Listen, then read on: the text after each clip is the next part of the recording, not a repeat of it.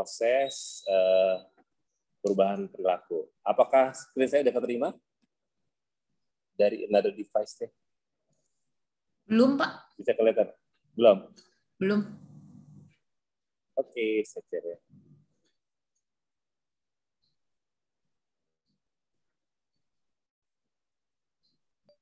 Nah, ini dia. Udah ya? Aman, Pak. Ini sudah. Aman. Oke, teman-teman. Terima kasih banyak udah ketemuan hari ini. Kita akan belajar untuk why-nya sih. Why kenapa sih kita harus berubah perilaku ya, terutama di era digital ini. Walaupun kita ngomongin tentang perpustakaan itu juga jadi penting untuk melakukan proses transformasi. Karena kalau nggak melakukan transformasi, ya nanti kita ketinggalan. Nah, itu adalah sebuah aspek di mana kita tuh benar-benar melakukan proses perubahan, dan ini menjadi big why buat kita agar proses itu berhasil ya. Nah, oke, saya pengen tanya dulu sama teman-teman yang udah berkumpul nih, kira-kira asumsi-asumsinya udah dikumpulin belum nih? Kira-kira perpustakaan itu kenapa sih sekarang kurang menggaung gitu ya? Atau perpustakaan itu gimana sih caranya agar bisa lebih agile dan kemudian bisa melompat gitu di masa depan? Silakan. Ada yang mau share nggak informasinya? Tadi hasil mengumpulkan asumsi-asumsinya nggak apa-apa. Mau di-show kertas kerjanya atau lembar kerjanya juga boleh. Boleh. Diceritain. Diceritain. Octavia, halo, selamat sore Octavia. Halo Pak. Gimana menurut kamu? Ya, jadi menurut saya ada salah satu kenapa tantangan di perpustakaan, yaitu paradigma masyarakatnya itu sendiri, di mana masyarakat itu saat ini masih banyak yang memikirkan bahwa perpustakaan itu hanya tempat untuk mengumpulkan buku, hanya untuk tempat orang-orang yang pintar, seperti itu saja. Tetapi masyarakat itu sendiri belum memahami bahwa perpustakaan bisa dijadikan sebagai tempat belajar, sebagai sarana pemberdayaan masyarakat yang free accessible. Seperti itu, Pak. Ya. Thank you, Octavia. Kalau Agustina, kamu sering ke perpustakaan nggak?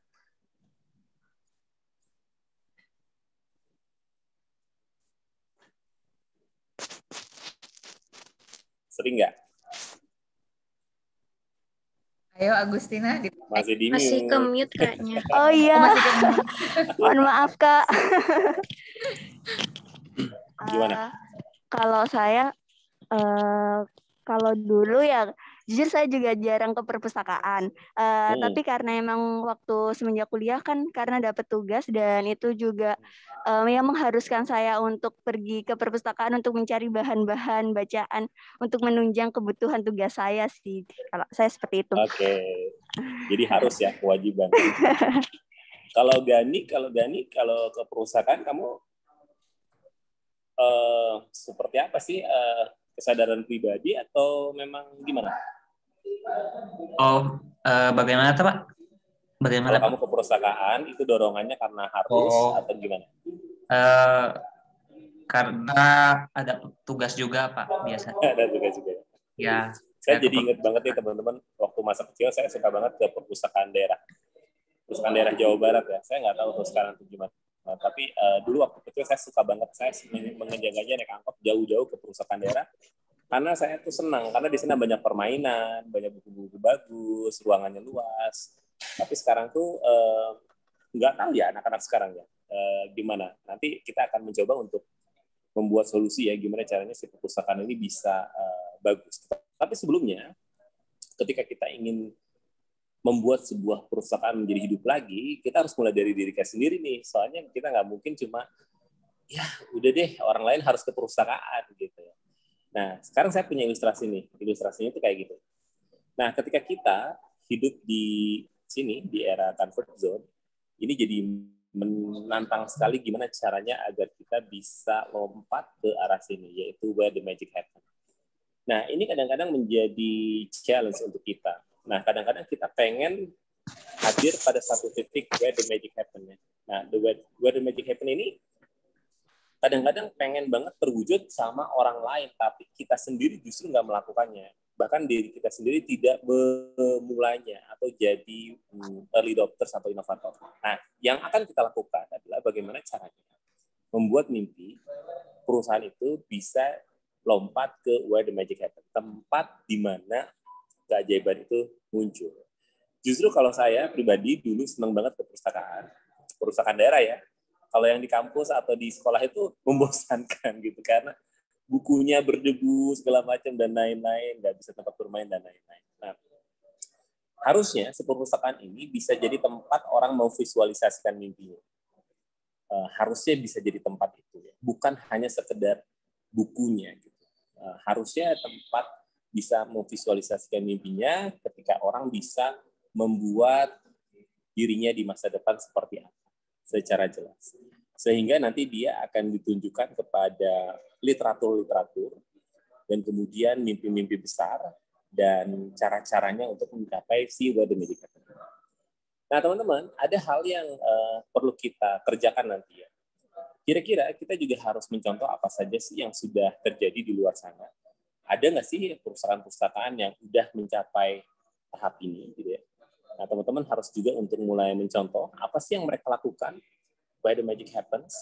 Kalau di Indonesia, tolong contohkan di mana gitu ya perusahaan yang udah bagus. Kalau di dalam negeri, di mana aja. Kalau di luar negeri, di mana aja. Nah, mereka melakukan apa sih? Mereka melakukan kemajuan-kemajuan secara intensif yang mana sih? Kemajuan-kemajuan intensif itu adalah kemajuan-kemajuan vertikal dengan melakukan hal-hal baru. Nah, berikutnya adalah kemajuan ekstensif atau horizontal, mencontoh hal-hal yang baru. Nah, kebanyakan di antara kita, kenapa kita misalnya menjadi comfort zone? Tadi saya ingat perkataannya siapa tadi yang pertama itu yang ngobrol tadi Octavia ya? Iya. Octavia memang perlu ya kalau perusahaan itu diakses free. Iya. Kenapa sih nggak bayar? Karena perpustakaan itu bukan organisasi yang mencari keuntungan, melainkan untuk sebagai tempat long life learning seperti itu. Oke. Sekarang kalau Risha jadi petugas ke perpustakaan, Risha jadi petugas perpustakaan, apa yang kamu akan rasakan ketika kamu mengelola organisasi yang non-profit? Kamu harus gimana dan apa keadaan kamu kira-kira, Risha? Pastinya kita dari organisasi harus memikirkan ya untuk dana-dana bahan pustaka, terus fasilitas-fasilitas yang harus kita adakan, itu kan pasti membutuhkan biaya. Jadi siapa yang memikirkan? Pustakawan dari perpustakaan. Ya, pertanyaannya kalau kamu jadi pustakawan, kamu memikirkan itu enggak? Pasti. Harus ya? Iya, harus. Jadi penting nggak perpustakaan untuk mencari profit? Bingung ya? Karena kalau misalnya kamu jadi pustakawan, kamu perlu hidup sejahtera nggak? Perlu. Sekarang gimana keadaan perpustakaan kita? Tapi banyak kok Pak perpustakaan yang udah ramai. Kasih contoh dong. Kalau di saya kan di Kota Malang, Pak. Saya termasuk sering ke perpustakaan kota, soalnya vibes-nya itu kayak dingin gitu loh. Jadi kalau panas-panas ngerjain di situ tuh pasti enak. Dan suasananya, karena yang lain ikut mengerjakan dan fokus sama pekerjaan masing-masing, jadi itu bikin kita sendiri ikut harus produktif gitu. Dan menurut saya, kira-kira kalau perpustakaan desa konteksnya gimana? Kalau perpustakaan desa, kalau di sini saya kasih contohnya Taman Baca ya Pak. Itu tempatnya menurut saya sudah di pusat kota, dekat stasiun. Dan untuk pengunjungnya, waktu itu saya pernah observasi di situ ya Pak. Jadi saya pernah tanya-tanya gitu, kalau yang datang itu kira-kira rentang usia berapa aja sih gitu. Dan waktu saya ke sana itu jam 3 atau jam 2 itu sepi banget. Kenapa tuh? Mungkin karena kan itu dekat sekolah, jadi kayaknya masih pada sekolah gitu Pak. Dan Dan kalau dari datanya itu yang datang kebanyakan kayak anak TK, SD gitu. Ya. SMP, SMA masih jarang. Nah, ini adalah challenge ya buat kita ya. Gimana caranya sebenarnya kita perlu memikat orang untuk datang ke perpustakaan, memanfaatkannya untuk merajut mimpinya kan. Nah, sebenarnya kita juga menjadi penting karena kita ada hal di mana kita udah berada di zaman yang berbeda. Bisa jadi kita memaknai perusahaan atau perpustakaan itu sebagai perpustakaan yang digital atau fisik, gitu ya. Tergantung goals-nya. Nah, kita akan punya proses panjang nih untuk mentransformasi perpustakaan ke era digital. Nah, perpustakaan ini menjadi salah satu hub kalau menurut saya, hub yang paling penting. Tetapi kita juga harus mencoba untuk mentransformasikan kenapa kita ke perpustakaan. Saya pengen nanya nih teman-teman nih, kalau misalnya Betsy, halo Betsy, kalau Betsy ke perpustakaan dalam rangka apa? Halo Kak, kebetulan kan saya anak sejarah ya Kak, jadi banyak harus baca buku, jadi saya suka nyari-nyari buat referensi. Terus kadang dosen saya juga kalau nyuruh tugas itu untuk satu nomor itu ada maksimal bukunya gitu Kak. Kayak harus ada 5 referensi, ada 6 referensi kayak gitu sih Kak. Kalau kamu sudah jadi lulus saya harus ke perpustakaan ya Kak. Masih tetap ke perpustakaan ya kira-kira?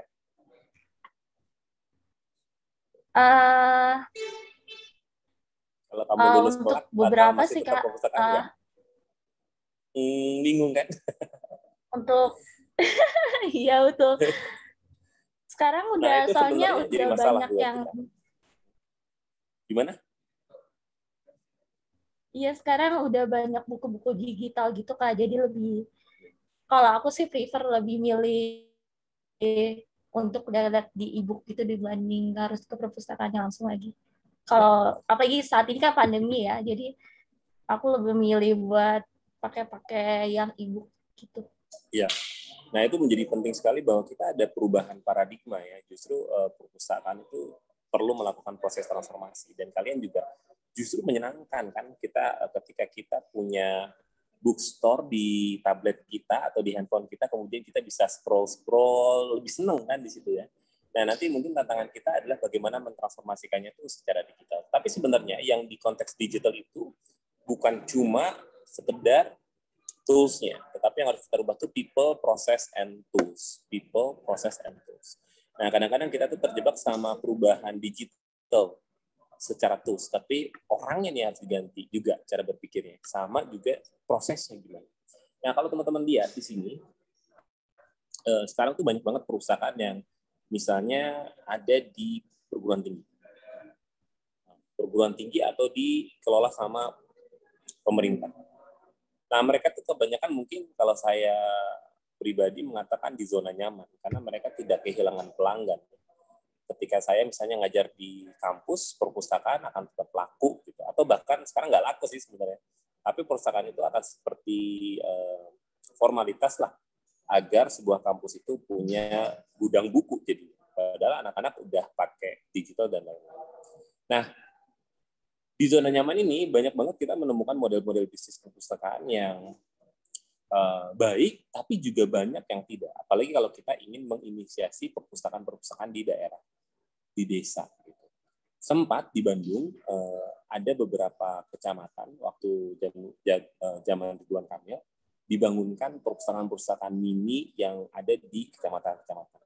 Bangunannya bagus banget di tengah lapang, atau bahkan di alun-alun itu juga ada. Di Kecamatan Cicendo juga ada yang kecil-kecil, bangunnya itu artistik dan bertahan hanya 1 bulan. Kenapa? Karena dimaknai bahwa perpustakaan itu ada sebuah gedung, bukan sebuah pergerakan. Semestinya kita tuh memaknai perpustakaan itu sebagai pergerakan, bukan sebagai gedung. Apalagi eranya sekarang tadi sudah kita validasikan bahwa beberapa teman ini udah nggak ke perpustakaan untuk cari buku karena bukunya online. Nah, gimana caranya kita menggerakkan perpustakaan itu sebagai pergerakan literasi sebenarnya. Nah, ini menjadi penting sekali untuk menarasikan kembali peran-peran perpustakaan. Contoh kasus di Kota Bandung yang mendirikan perpustakaan mini kemudian bubar, itu adalah contoh yang nggak boleh lagi terjadi ya, karena kita tuh berorientasi pada sarana prasarana. Kita nggak ngebangun pergerakannya itu sendiri. Kita nggak ngebangun organisasinya itu sendiri. Karena seringkali kita tuh terjebak untuk membangun gedungnya ketimbang ngebangun pergerakannya. Nah, yang harus kita lakukan itu justru membangun pergerakannya. Seperti misalnya tadi saya tanya kan, misalnya, Risha, kalau jadi pustakawan kamu gimana?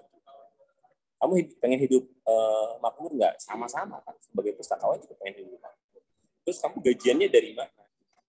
Kan harus punya model bisnis ya. Mau nggak mau, apalagi perusahaan pustakaan yang didirikan di desa, bukan hanya semata-mata menyuplai bahwa oh ini akan didanai pemerintah gitu, atau didanai sama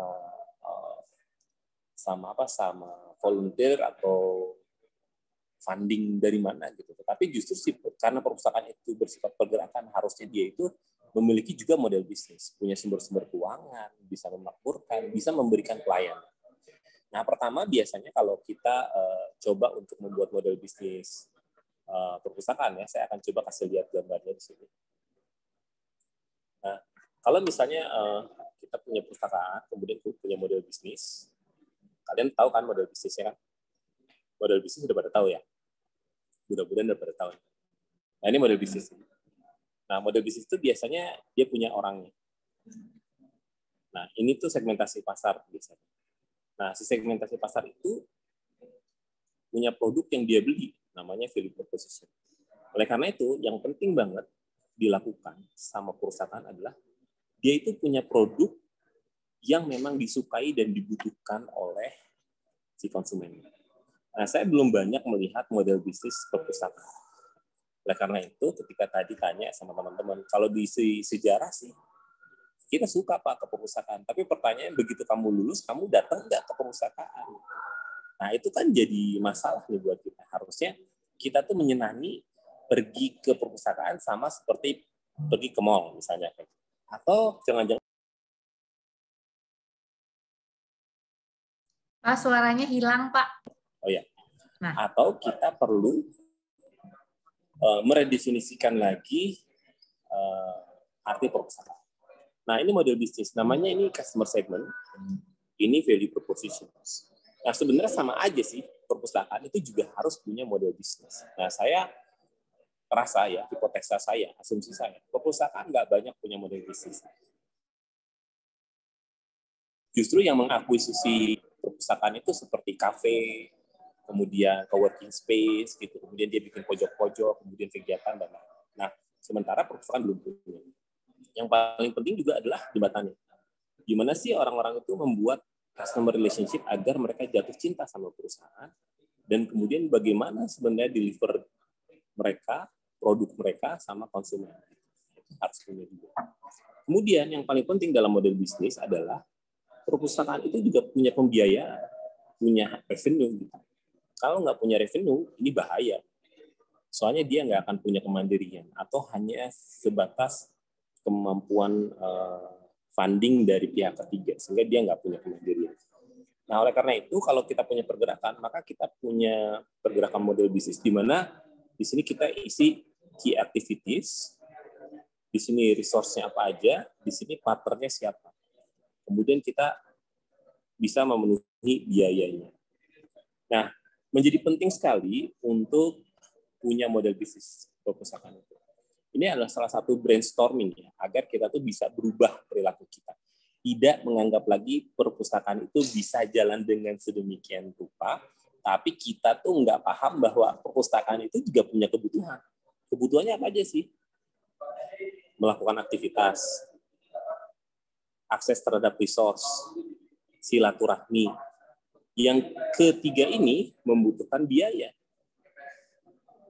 Nah, kalau kita nggak punya ini, dan nggak punya namanya istilahnya business acumen.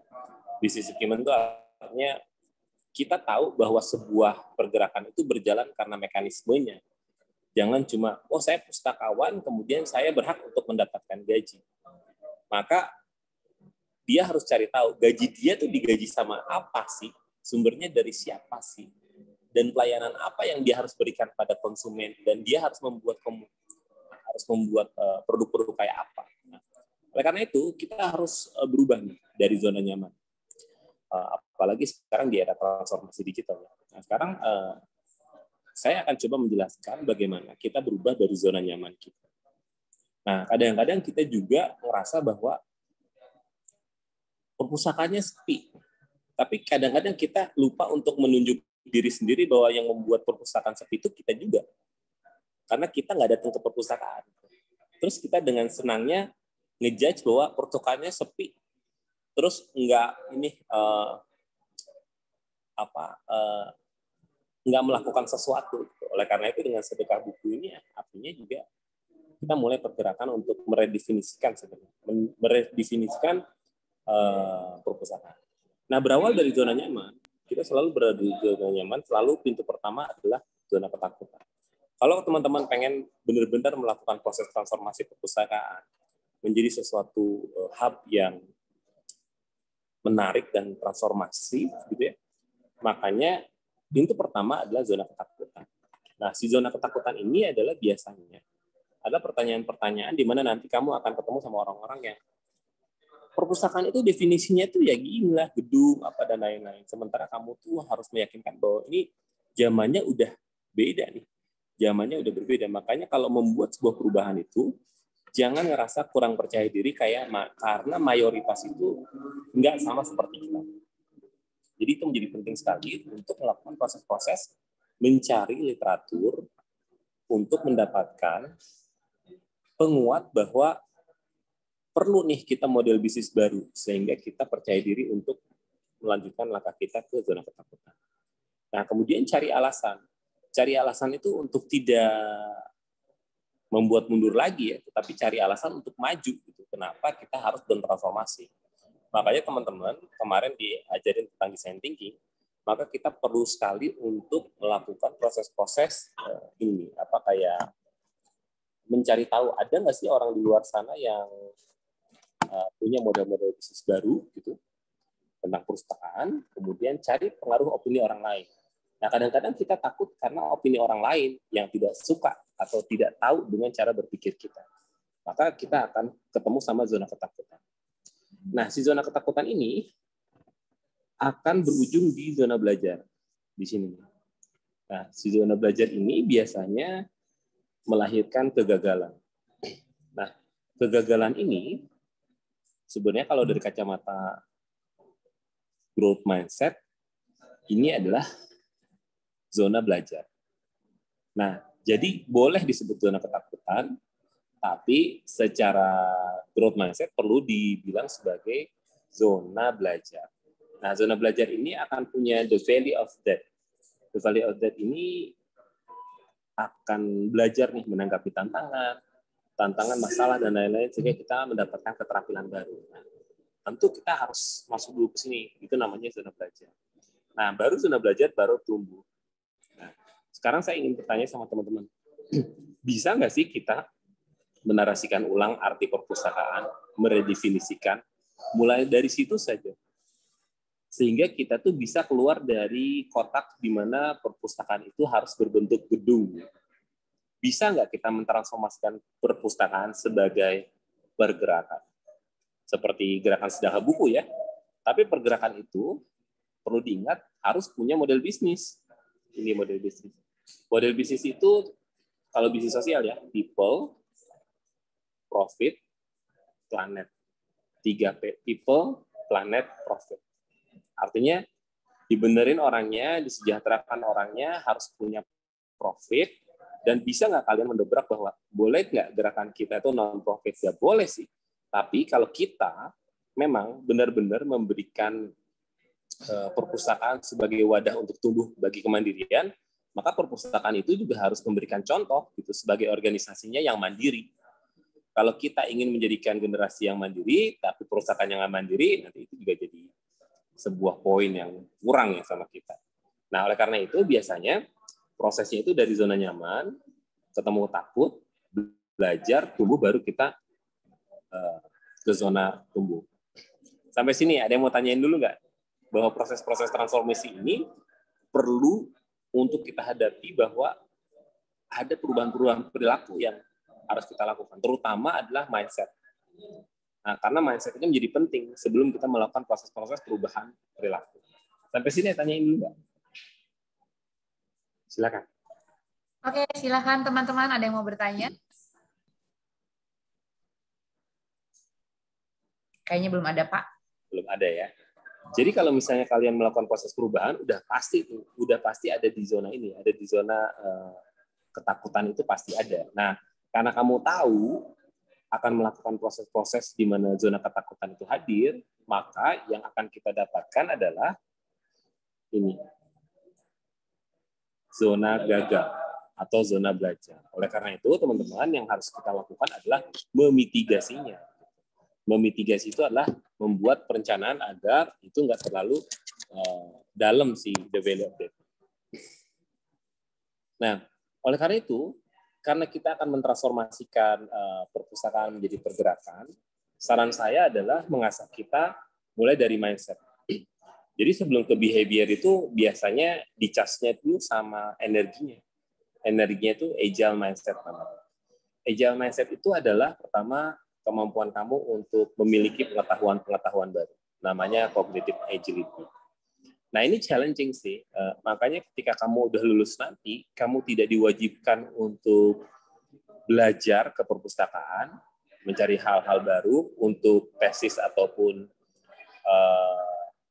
skripsi kamu. Apakah kamu masih memiliki kebutuhan untuk belajar? Itu menjadi penting. Maka kita perlu memberikan stimulan pada diri kita sama masyarakat bahwa belajar itu adalah sebuah kebutuhan. Maka kita akan timbul namanya cognitive agility. Sebelum kita ngomongin behavior ya, karena ini menjadi penting. Nah, kemudian pemahaman bahwa yang harus kita perbaiki adalah personal sama professional agility. Nah, personal agility itu artinya kamu punya kemampuan untuk mengembangkan diri. Mengembangkan diri secara personal, menjadi seseorang yang bisa adaptif. Begitu juga dengan profesi kamu gitu. Sekarang kamu lulus sebagai sarjana sejarah. At some point mungkin kamu bisa ketemu sama diri kamu yang baru yang nggak nyambung sama sekali dengan sejarah. Itu sangat mungkin, karena itu kamu bisa berkembang. Sejarah itu mungkin pintu masuk untuk mengetahui banyak hal. Sehingga kamu akan masuk pada satu titik di mana kamu akan menemukan professional agility. Nah, ini juga menjadi kembang. Nah, rasanya jika perpustakaan itu bisa bertransformasi jadi hub perubahan, tentunya perpustakaan ini juga adalah wadah untuk mengubah orang dari fixed mindset ke agile mindset. Jadi sangat mungkin perpustakaan ini bukan untuk baca buku aja, tetapi justru kalau kamu pengen berubah mindset kamu dan tumbuh, yuk di perpustakaan kita punya banyak. Pertama, cognitive agility. Kenapa cognitive agility? Karena kita punya banyak resource. Yang kedua, kenapa bisa berkembang menjadi pribadi yang lebih baik? Karena disinilah tempat orang-orang yang mau tumbuh lebih baik. Dan disinilah di mana orang-orang datang dengan profesional yang berbeda-beda. Maka ngomongin perpustakaan dengan agile mindset ini jadi seru, karena perpustakaannya dijadikan hub untuk kepentingan-kepentingan keterampilan ini untuk tumbuh bersama. Nah, kemudian berikutnya adalah change agility. Saya kira di era digital ini menjadi sangat penting ya, karena pengetahuan itu cepat banget itu berubah. Baru sebulan kemarin ada buku ini udah baru lagi, sangat baru-baru lagi, dan sangat kemampuannya itu cepat banget dalam berubah. Dan terakhir adalah social agility. Social agility itu adalah kemampuan kita untuk mingle, untuk kemampuan kita beradaptasi dengan lingkungan sekitar secara sosial. Itu namanya social agility. Kamu bayangkan jika pustakawan atau perpustakaan itu menjadi tempat di mana agile mindset ini tumbuh, itu bakal keren banget menurut saya. Karena saya lakukan itu ya, saya lagi di rumah kolaborasi ini, lagi kumpul sama tim saya di rumah kolaborasi. Di sini juga sebenarnya adalah perpustakaan, karena justru sumber-sumber yang paling penting itu adalah buku-bukunya yang kemudian didiskusikan bareng, dibuatkan permainan, disebarkan. Kita mengajarkan anak-anak itu untuk baca buku, kemudian menuliskan pointersnya, dibuat PowerPoint-nya, dibagikan, dibuat resumenya. Sehingga buku-buku itu justru nempel di kepala mereka dengan cara bikin pointersnya, bikin PPT-nya, kemudian dibagikan. Nah, seperti tayangan yang teman-teman saksikan sekarang, ini sebenarnya adalah hasil resume dari buku. Jadi bukunya selembar 600 halaman ya. Kemudian dibuat pointers-pointersnya dibuat sebagai model. Dibuat kayak gini. Nah, ini kan kemampuan menganalisa, kemampuan mensintesa, kemudian kemampuan menceritakan lagi. Kamu ingat nggak bahwa pembelajaran yang paling tinggi itu adalah mengajarkan kembali, kan? Orang yang mengajarkan kembali itu mendapatkan keuntungan lebih tinggi ketimbang orang yang belajar itu sendiri. Makanya perpustakaan itu penting untuk bertransformasi, bukan hanya menjadi sumber bukunya, tetapi juga mengajarkan orang-orang untuk mau membacanya, belajar pointersnya, belajar merangkainya, membagikan kembali. Jadi proses pembelajarannya itu panjang. Maka saya itu agak nggak suka kalau perpustakaan itu sepi dengan kegiatan berbagi. Justru perpustakaan itu harus jadi kegiatan berbagi yang sangat bagus karena sumber-sumbernya ada di situ. Tetapi saya tidak mendapatkan pustakawan yang mengajarkan ini gimana ya bikin pointersnya. Cara bacanya gimana sih? Kemudian kalau nge-grab orang-orang itu gimana ya? Nah, yang lebih seru lagi, kamu tahu nggak?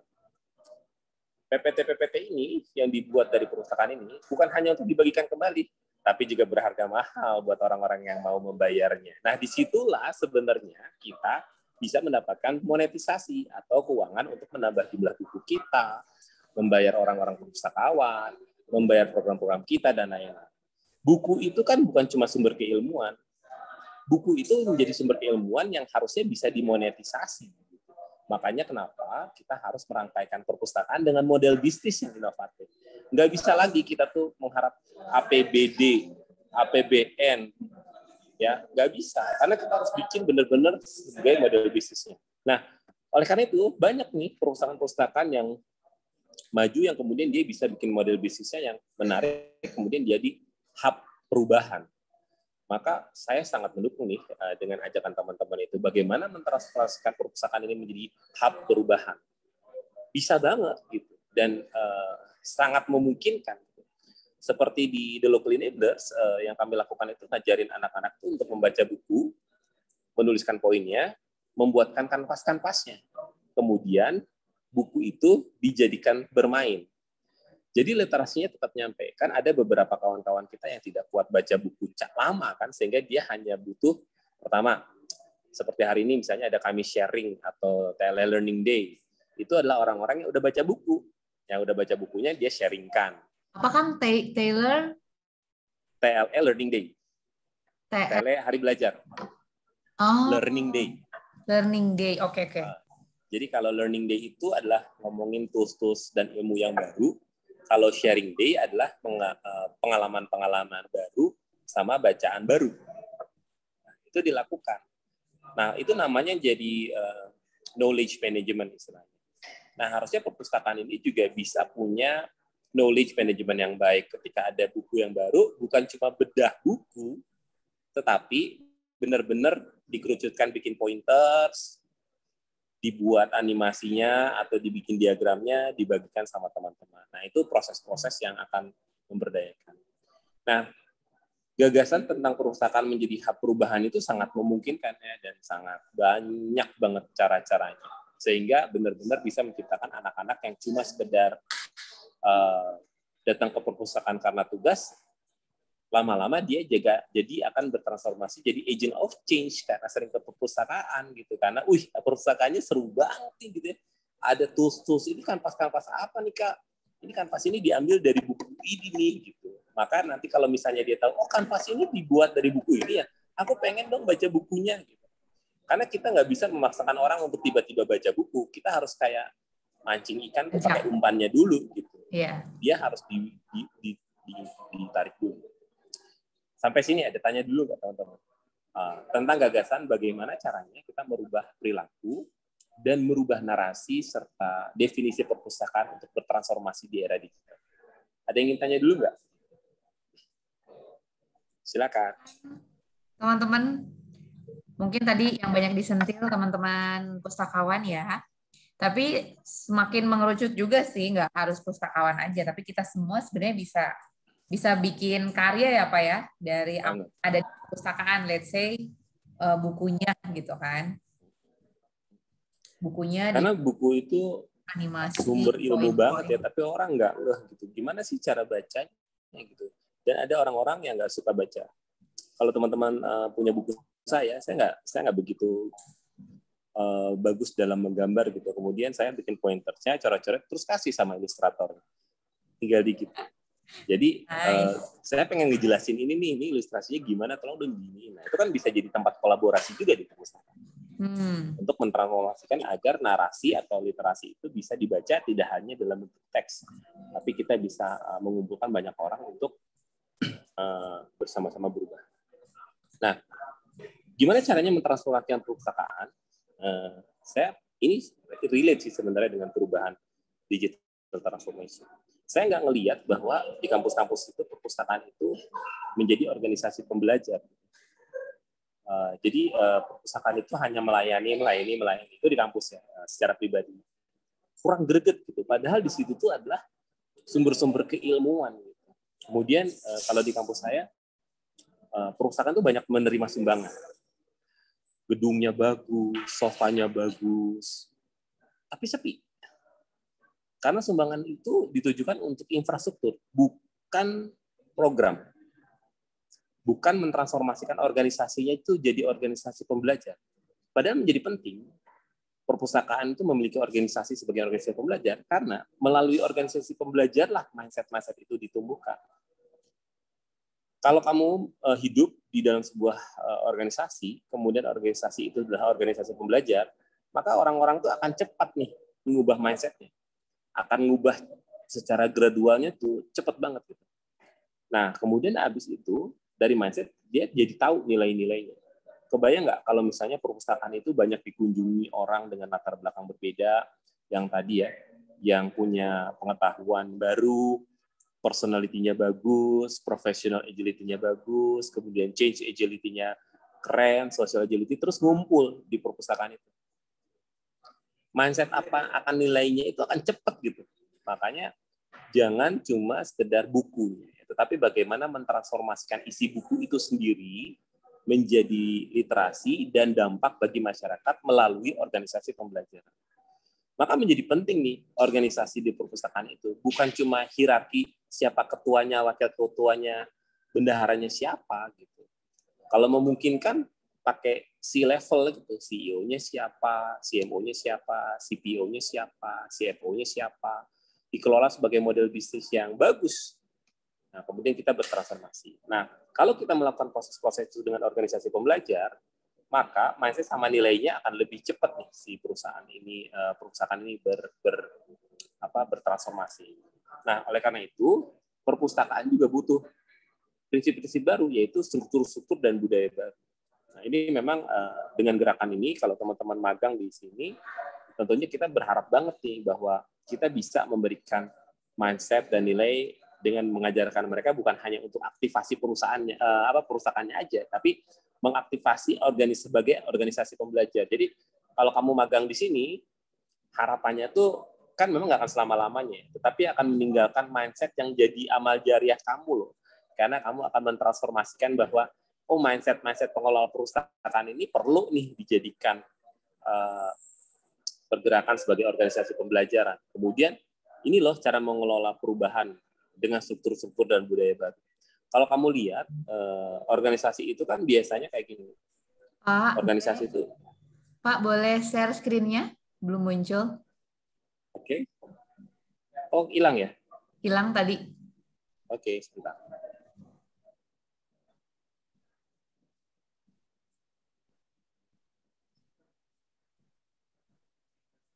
Ya. Ini kelihatan? Kelihatan. Oke. Nah, teman-teman, saya akan kasih lihat gini ya, kosong dulu. Nah, kalau kamu lihat, ada beberapa organisasi yang bentuknya kayak gini nih. Dikecilin boleh Pak? Ini nggak kelihatan. White screen. Mau lagi gambar gitu? Belum. Nah, kelihatan nggak? Okay. Bapak lagi gambar ya? Kayak gambar gitu, gambar organisasi. Struktur organisasi. Kan kebanyakan organisasi itu kayak gini kan. Tapi sekarang itu organisasi itu nggak bisa kayak gini lagi. Justru harusnya tuh network gitu. Susunannya tuh gini.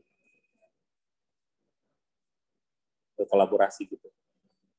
Nah, jadi ini menjadi sangat penting buat kita bahwa untuk menciptakan sebuah perpustakaan yang bagus itu adalah menanamkan bahwa setiap organisasi itu perlu untuk memikirkan lah ya, nggak tiba-tiba juga, ada perubahan struktur dan budaya. Karena gini loh teman-teman, leadership itu kalau dulu nempel di direkturnya atau di ketuanya. Tapi kalau di era digital itu, leadership lives everywhere, termasuk di diri kita. Jadi kalau dulu, di zaman sebelum digital era, leadership itu kita nunggu ketuanya, gimana orang lainnya. Tapi kalau sekarang itu justru leadership itu dari diri kita. Jadi ketuanya itu disuplai sama inisiatif kita. Jadi ketuanya itu saya pengen ke sini, yang harus kamu lakukan adalah inisiatifnya, melakukan proses-proses inisiatif. Nah itu adalah perubahan budaya. Kalau dulu kita nunggu, sekarang kita berinisiatif.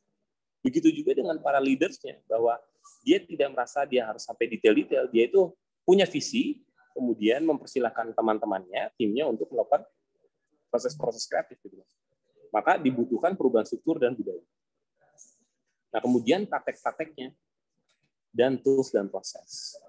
Nah, kebanyakan di antara kita tuh melakukan proses-proses perubahan itu dimulai dari sini, dari tools.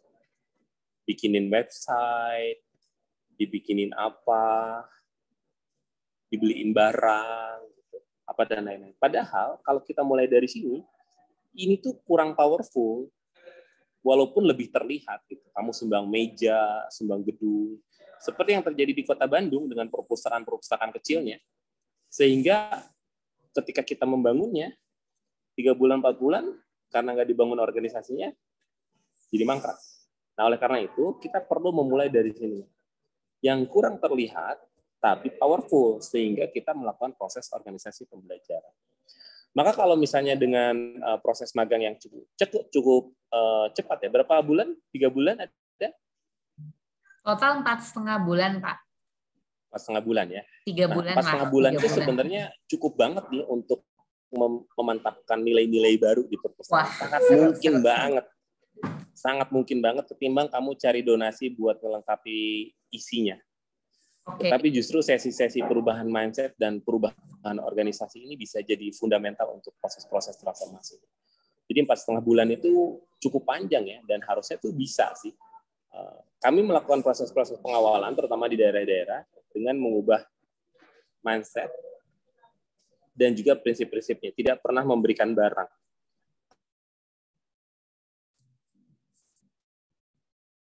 Tapi justru dengan mindset nilai dan prinsip itu akan barang, butuh buku, butuh apa dan lain-lain itu gampang. Tapi ubah dulu mindset nilai sama prinsipnya, hanya perubahan. Perubahan itu perlu dinarasikan. Maka kita harus punya Instagram, TikTok, Reels dan lain-lain. Karena perubahan kita itu tidak terlihat, maka harus bisa dilihat dengan narasi yang bagus di media sosial. Sekarang sangat terbantu. Kan mindset nilai dan prinsip itu nggak kelihatan kan, tetapi bisa dinarasikan kan, dan itu tuh sangat bisa gitu dilakukan.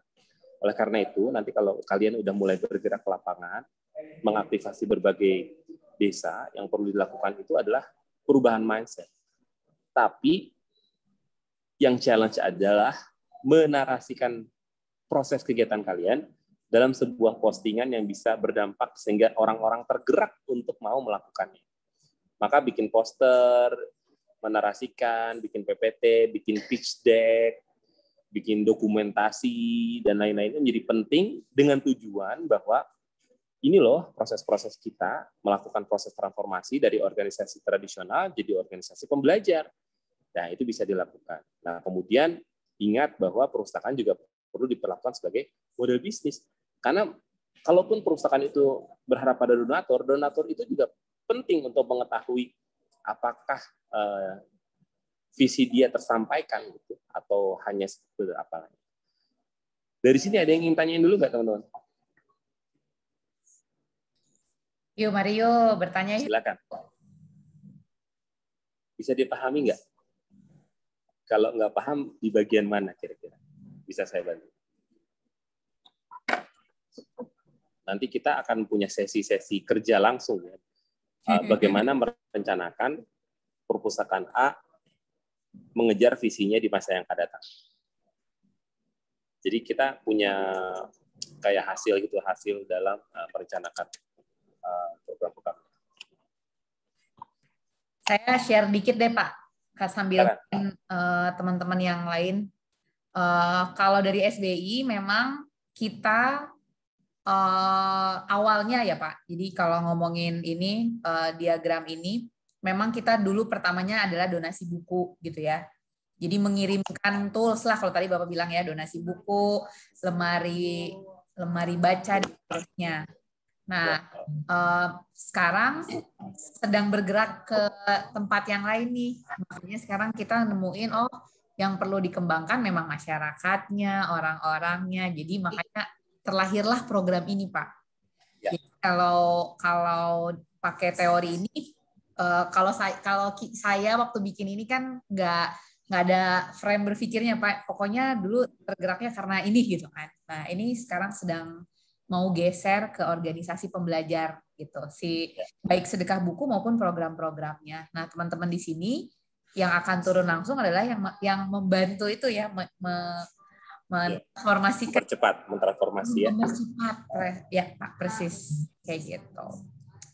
Gitu sih, sharing aja. Betul. Dulu juga TLE, The Local Enablers ini berawal dari membagikan sepatu dan meminta donatur. Nice. Jadi dulu kita ngumpulin sampai puluhan ribu pasang sepatu berupa uang, kemudian kita belikan ke UMKM. Itu kira-kira 8-9 tahun lalu lah. Nah, kita bergantung sama sekali dengan donatur. Tetapi kurvanya sekarang menurun, donaturnya menurun, profitnya naik. Nah, kemudian kita membagi 50% untuk kegiatan sosial, 50% untuk membangun sosial bisnis kita. Nah, jadi enggak apa-apa, sangat memungkinkan ya untuk bermula dari pintu mana saja. Kami juga bermula dari seperti itu, kemudian kita bisa punya model bisnis yang sustain. Siap. Oke. Nah, jadi teman-teman yang magang di sini, ingat loh ya, kalian punya amanah untuk mempercepat proses transformasinya nih. Karena kalau ini berhasil, nanti teman-teman punya banyak amal jariah, karena kan yang dipentingkan itu sustainability ya. Proses sustainability. Oke. Nah, gimana caranya kita bisa move on nih dari yang tradisional ke digital?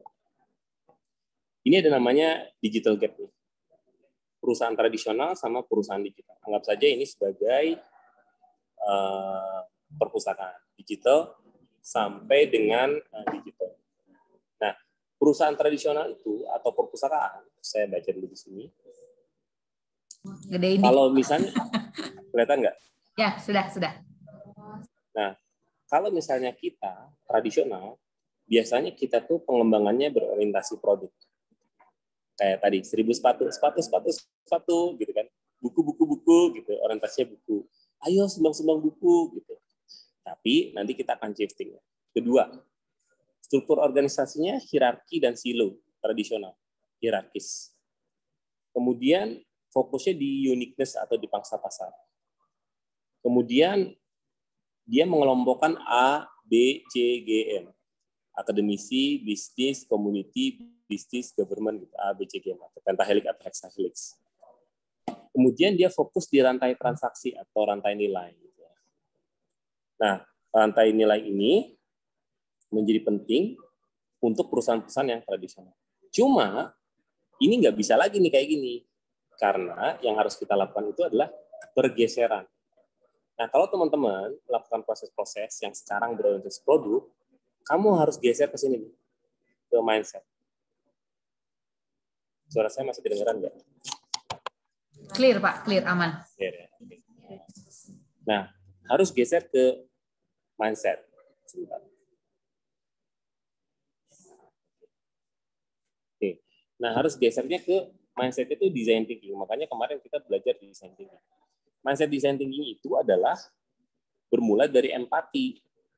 Jangan lihat bukunya, jangan lihat perpustakaannya, tapi lihat objeknya, objek masyarakatnya.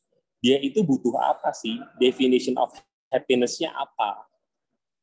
Jadi jangan tiba-tiba kita tuh datang dengan perpustakaan dan buku-buku. Tetapi datang dengan mengetahui problem statement. Nah, makanya dia harus tahu problem statement-nya, divalidasi problem statement-nya. Makanya model bisnis perpustakaan di desa itu akan sangat beda-beda. Karena beda banget si konteks lokalnya. Nah, yang kedua yang kita lakukan adalah merubah budaya tadi gitu. Struktur hierarki yang silo dan tradisional, maka harus geser nih ke agile, kolaboratif, transversal dalam tim disiplin antar ilmu. Nah, ini maksudnya tuh kayak gitu. Kalau misalnya kita punya model bisnis atau punya perpustakaan, punya program itu A, B, C, D gitu. Tapi dalam hierarkinya itu kita punya divisi A, divisi B, divisi C, divisi D gitu. Saya coba tuliskan di sini. Kalau misalnya teman-teman punya divisi A, divisi B, divisi C, divisi D, sama divisi E. Nah, ini anggota-anggotanya nih. Tulisin anggota-anggota. Biasanya kan kita bekerja sendiri-sendiri nih, per divisi. Nah, yang dilakukan silo itu nggak boleh kayak gini. Justru kalau teman-teman punya program 1, program kedua, program ketiga. Maka dalam menjalankan programnya itu adalah A1, B1, C1, D1, E1. Yang di sini adalah A2, B2, C2, D2, E2. Ngerti nggak? Jadi kita tuh masuknya tuh ke product oriented. Jadi namanya product manager istilahnya. Nah, biasanya kalau kita misalnya divisi marketing di sini ada divisi SDM, di sini divisi sarana prasarana, di sini divisi apa gitu, divisi apa, dan kerjanya masing-masing. Nah, masukkan saja kalau teman-teman punya program unggulan 1, 2, 3, si A itu masukin ke sini 1, si B masukin ke sini 1, si C masukin ke sini 1, si D masukin ke sini 1, si E masukin ke sini 1. Nah, kemudian juga begitu dengan yang kedua. 2, masukin 1, 1, 1, 1, 1. Nah, itu namanya transversal. Artinya tim disiplin antar ilmunya tuh disiplinnya gitu. Nah, jadi bukan bikin yang ini hierarki, yang ini network. Nah, jadi ini penting banget nih untuk melakukan proses ini. Ada pertanyaan nggak? Yuk, teman-teman. Bisa dipahami nggak? Ada yang mau ditanyakan? Boleh. Boleh banget nih. Saya mau di kepala udah tang-ting-tung, Pak. Iya ya. Teman-teman. Sering banget kejadian terutama di hima-hima tuh. Hima, BEM, apa dan lain-lain. Kerjanya tuh per divisi. Divisi A, B, C, D masing-masing gitu. Tapi dia nggak jadi apa-apa. Justru harusnya disebar dalam sebuah produk atau proyek atau program. Sampai sini ya, tanyaan nggak? Silakan. Nggak ada? Tunggu, Pak. Kayaknya... Oh, nggak ada. Oke. Saya ingin bertanya. Nah, ada. Iya, Betsy, let's talk. Silakan. Pertanyaan saya. Perkenalkan dulu, nama saya Betsy Manunggala. Terima kasih telah atas kesempatannya. Saya ingin bertanya mengenai untuk modal bisnis. Tadi kan disebutkan modal bisnis. Kalau ada macam-macam di desa itu, modal bisnis apa yang cocok yang berada di desa ya Pak? Karena kan biasanya untuk di desa-desa kayak gitu kan untuk dananya itu kan masih kurang, dan tadi kan dibilang harus bisa mandiri gitu ya Pak. Kalau misalkan kita memaksakan untuk yang mau masuk dalam perpustakaan berbayar, itu pasti kan mereka nggak bakal menerima usulan kita gitu Pak. Apalagi misalkan masyarakat di situ dan kita bukan orang di situ, jadi kayak ini kan tanah-tanah saya kan, pasti kayak gitu. Jadi bentrok gitu Pak. Iya. Jadi modal bisnis apa yang cocok seperti itu Pak? Terima kasih. Disitulah ketika kita perlu kreativitas. Misalnya kamu punya produk, kayak gini. Ini produknya. Paket buku bisa. Nah, ini orang desanya. Nah, kalau orang desa ini mengakses produk ini, kan kamu bilang nggak mau bayar toh.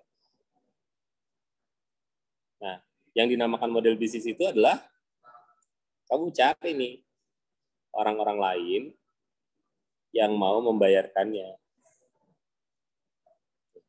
Gitu. Itu model bisnis namanya. Jadi model bisnis itu bukan kalau kita jualan, bisa jadi orang lain itu yang membiayainya, atau sponsor atau donatur. Dan kamu tahu nggak, dalam model bisnis itu, ada 10 pintu untuk mencari uang. Salah satunya adalah penjualan langsung. Artinya kita punya 9 langkah lain untuk mendatangkan keuangan selain membayar. Nah, itulah sebenarnya kenapa kita harus punya kemampuan yang inovatif untuk tidak sekedar mengandalkan orang yang berbayar untuk mengakses produknya langsung. Nah, itulah proses-proses pengembangan model bisnis agar kita juga punya kesempatan mengakses sumber-sumber pendanaan. Ada 10 loh caranya, jadi nggak jual langsung. Jadi banyak banget. Nah, itu bisa banget dibelajari ya buat teman-teman di sini. Gimana sih cara kita menghasilkan sumber-sumber keuangan? Itu namanya revenue model.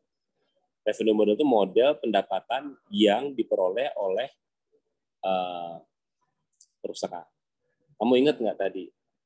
Ketika kita ngajarin orang baca buku, jadi pointers, kemudian jadi PPT, terus dibagikan.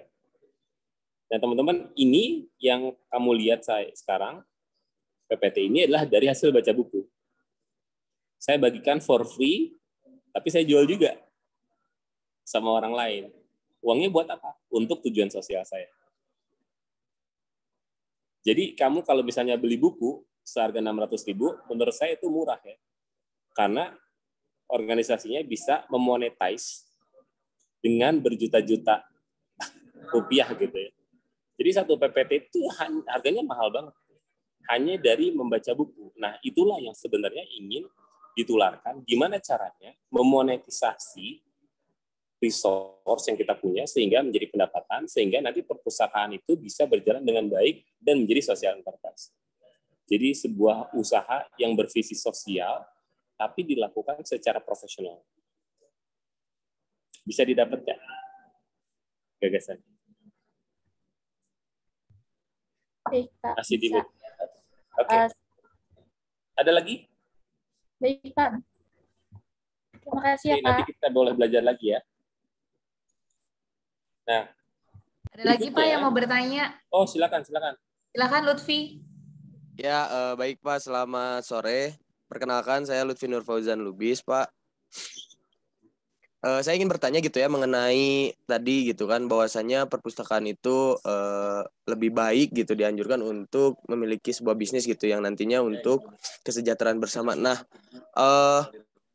bagaimana caranya gitu akhirnya ketika kita sudah mendapatkan ide ataupun menjalankan sebuah bisnis gitu, model bisnis yang lumayan progresif gitu ya Pak ya, untuk tetap berada di jalurnya seperti itu Pak, untuk tetap sesuai visi kita, untuk mensejahterakan perpustakaan dan lain sebagainya, seperti itu sih Pak paling, karena kan kalau hubungannya dengan uang kadang-kadang kita suka lupa gitu Pak.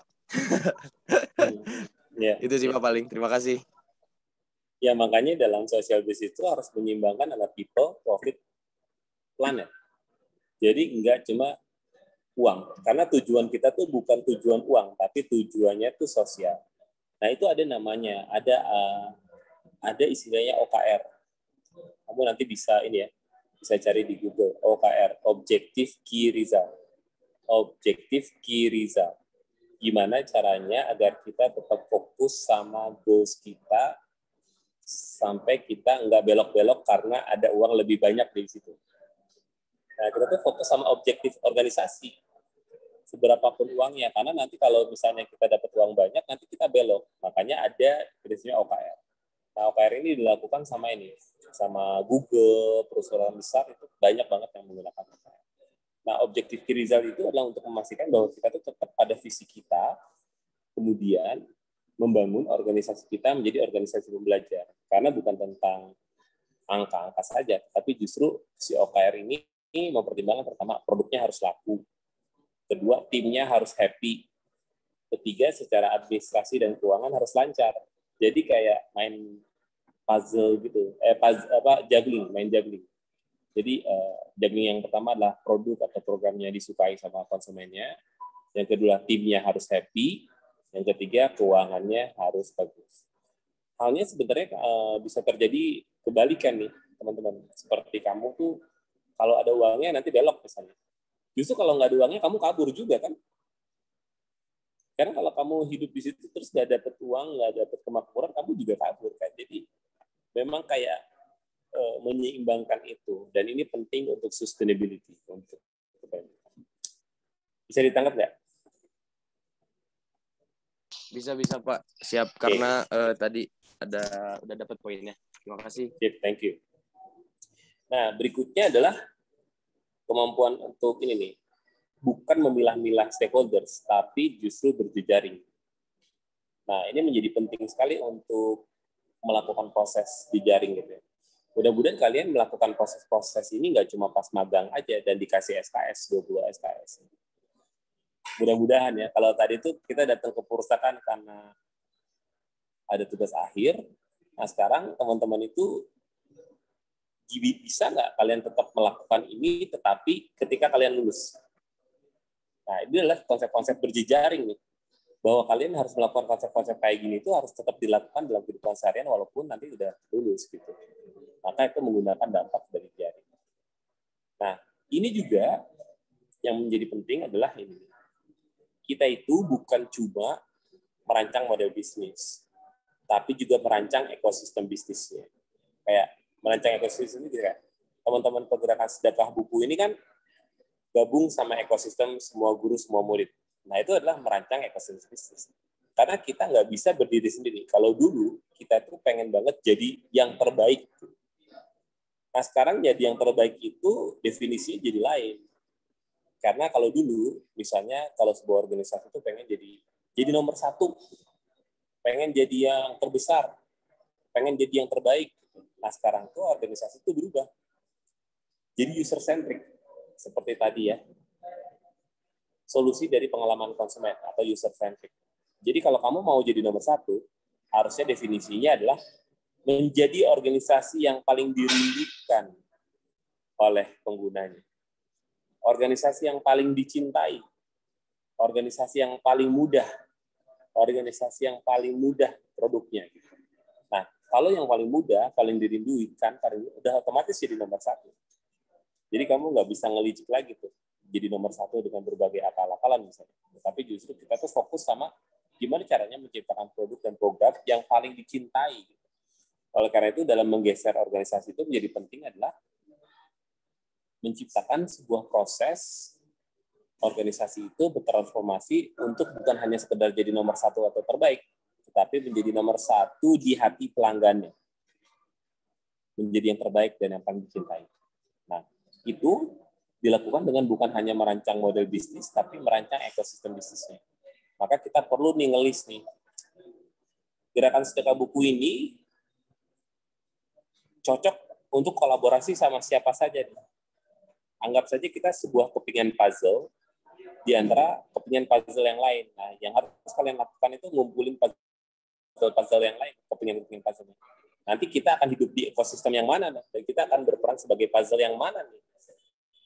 Makanya proses-proses berjaring menjadi penting sekali, sehingga nanti kita nggak berfokus sama produk kita, tapi interaksi sama stakeholders kita, sama ekosistem kita.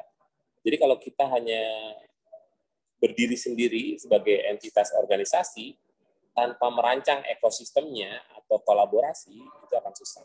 Sama seperti misalnya Bluebird gitu ya. Bluebird itu adalah perusahaan yang sangat luar biasa tuh, bertahan dari satu waktu ke waktu. Tapi kemudian di era digital ini ada perusahaan yang bisa membentuk ekosistem lebih bagus, yaitu Gojek. Maka Bluebird itu nggak fokus sama model bisnisnya aja, tetapi justru nyemplungin dirinya pada ekosistem Gojek. Nah, makanya kalau dia bertahan, dia akan capek banget. Maka yang paling baik adalah cemplungin diri sama ekosistem yang tepat buat kita. Nah, itu adalah perubahan-perubahan paradigma yang penting banget untuk kita lakukan. Sampai sini, ada tanyain nggak? Silakan. Ada yang tanyain nggak? Silakan, Betsy. Silahkan. Ada yang ngacung lagi, Betsy, monggo. Silakan Desi. Baik Pak, saya ingin menanyakan mengenai organisasi. Tadi kan perpustakaan tuh bisa dibuat menjadi sebuah organisasi. Dan sebuah organisasi itu kan membutuhkan sebuah regenerasi ya Pak. Bagaimana transformasi digital ini kan tidak hanya berhenti pada saat ini kan, di masa depan pasti akan terus berkembang, dan regenerasi ini kan sangat penting. Tapi yang pernah saya lihat masalah dalam organisasi ketika masuk ke dalam tahap regenerasi itu yang ada dua permasalahannya. Yang pertama itu regenerasinya untuk generasi berikutnya terbengkalai. Jadi mereka tidak bisa berdiri mandiri kalau tidak ada atasannya, maksudnya seniornya. Atau yang kedua, regenerasi yang selalu disetir oleh seniornya, sehingga mereka akan stuck di sana-sana aja. Jadi tidak ada inovasi yang baru yang dikeluarkan. Kalau seperti itu bagaimana ya Pak? Terima kasih. Ya. Ini organisasi adalah organisasi tipikal yang bukan organisasi pembelajar. Nah, memang itu tuh banyak banget kejadian ketika seseorang senior itu nggak mempercayakan pada yang lebih muda. Senior itu harus berpatokan pada pengalaman. Gitu ya. Justru sekarang itu bukan orang-orang yang lebih banyak pengalaman, tapi justru orang-orang yang mau bereksperimentasi. Makanya pakai pendekatan design thinking. Nah, ini tuh terkait dengan sustainability. Oleh karena itu, organisasi itu baiknya tidak dikenal karena nama individu. Maka baiknya itu dikenal karena nama organisasinya. Jadi misalnya kalau di The Local Enablers tuh nggak pengen gitu. Saya nggak suka kalau Dwi Indra Purnomo mulu gitu. Karena yang bagus itu ya anak-anak di The Local Enablers. Karena kami memberikan panggung, memberikan kepercayaan buat anak-anak tumbuh. Maka anak-anak itu bisa berbuat kesalahan, kemudian berpengalaman dan memperbaikinya. Nah, oleh karena itu menjadi sangat penting keberlanjutan organisasi itu adalah dengan organisasi pembelajar. Nah, kadang-kadang kita itu pertama, kalau yang dari seniornya punya mindset kayak kamu umur berapa sih, muda, belum punya pengalaman gitu ya. Kemudian kamu nggak dipercaya, itu kesalahan. Kemudian perubahan definisi leadership. Beda banget sama era industri dulu. Sekarang tuh revolusi industri itu mengubah bahwa leadership is everywhere. Jadi leadership itu bukan nempel di lokomotifnya, tapi leadership itu bisa bernempel pada dirinya. Kadang-kadang kita membuat keluhan sama pemimpin kita kayak, waduh pemimpin kita leadership-nya kurang nih gitu. Nah itu nggak gitu konsepnya. Sekarang itu ketika kita melihat direktur, ketua kita kurang gerakannya, maka leadership itu dibuat sebagai pendekatan gimana caranya kita mengkomunikasikan. Misalnya, Kak, ada yang bisa saya bantu nggak nih? Kayaknya gagasannya gini lebih bagus nih buat memperkaya gitu. Nah, itu menjadi penting. Begitu juga dengan si pemimpinnya mau membuka telinga atas inisiatif-inisiatif baru. Jadi yang jadi penting itu adalah pertama, benar nih sekarang tuh ada perubahan paradigma. Jadi kalau dulu best practice, sekarang eksperimental. Kalau dulu hierarki, sekarang network. Kalau dulu power, sekarang empowering. Kalau dulu profit, sekarang purpose. Nah, ini adalah hal-hal yang kalian harus ngerti dalam sebuah organisasi agar dia mempertahankan dari sustain, maka harus benar-benar melakukan proses-proses paradigma yang memang beda banget. Nah, ini adalah proses yang panjang. Jangan lupa bahwa kita itu meyakinkan orang, jangan lupa pakai horizon waktu. Betsy, kalau mau meyakinkan seseorang, pakai horizon waktu, karena sekali ngomong itu belum tentu beres. Maka yang harus kamu lakukan itu adalah prosesnya misalnya sebulan. Nah, jadi targetnya itu dalam sebulan. Nanti kalau kamu mentargetkan, gue udah ngomong kok kemarin dia nggak berubah, ya nggak mungkin juga berubah dalam semalam atau sehari. Maka yang sering kali kegagalan terjadi itu karena kita nggak simpen horizon waktu, atau waktunya itu 1 hari gitu ya. Nah, itu menyebabkan energi kita jadi habis.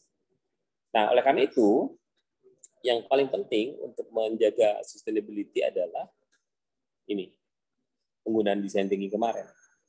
Bahwa yang penting itu mindset-nya dulu nih. Sebelum kita beranjak ke behavior, mindset-nya benar. Lebih dekat dengan user, orientasinya pada konsumen, merespon untuk menegaskan asumsi dengan melakukan riset. Makanya kemarin tuh tugasnya tuh ngeriset dulu asumsinya benar nggak gitu ya, jangan-jangan kita tuh melakukan proses-proses pengambilan keputusan basisnya asumsi itu harus divalidasi, benar nggak sih, jangan-jangan itu gara-gara kita gitu, tapi kita lebih sering nyalahin orang lain. Kemudian kenapa pakai design thinking gitu ya, karena ini diskusinya akan punya time frame waktu, jadi lebih cepat melakukan kesalahan untuk direfleksikan dan melakukan perbaikan. Yang kedua adalah prosesnya. Nah, si proses ini adalah seperti cara-cara rapat yang baik, pengambilan keputusan yang baik, cara ngobrol yang benar, gitu. Kemudian ini didorong oleh pola pikir design thinking yang mencoba untuk menemukan solusi yang elegan dan inovatif, gitu. Nah, tapi siklusnya iteratif dan dari riset dan pengembangan atau R&D. Nah, kemudian terakhir pakai tools, pakai Post-it, pakai Canvas, pakai Lego, pakai Miro, dan lain-lain. Nah, tanpa proses dan cara berpikir, tools dan metode ini akan kehilangan dampaknya. Makanya dalam mengubah organisasi itu jangan cuma pakai tools, tapi justru yang penting itu adalah pelan-pelan mengubah mindset. Maka untuk menjamin sustainability-nya yang paling penting itu adalah meyakinkan bahwa kita menyimpan dimensi waktu untuk mengubah sesuatu. Nah, kadang-kadang kita suka nggak sabar karena kita sekali dua kali ngomong terus orangnya nggak nurut, kemudian kita nyerah. Nah, sabar aja gitu. Jadi perubahan itu akan berlaku dalam beberapa bulan. Nah, apalagi kamu punya kesempatan waktu 4,5 bulan nih, lama banget gitu. Dan itu sangat memungkinkan untuk menanamkan fundamental perubahan buat organisasi. Ada pertanyaan lagi, teman-teman? Silakan, ada yang mau bertanya? Silakan.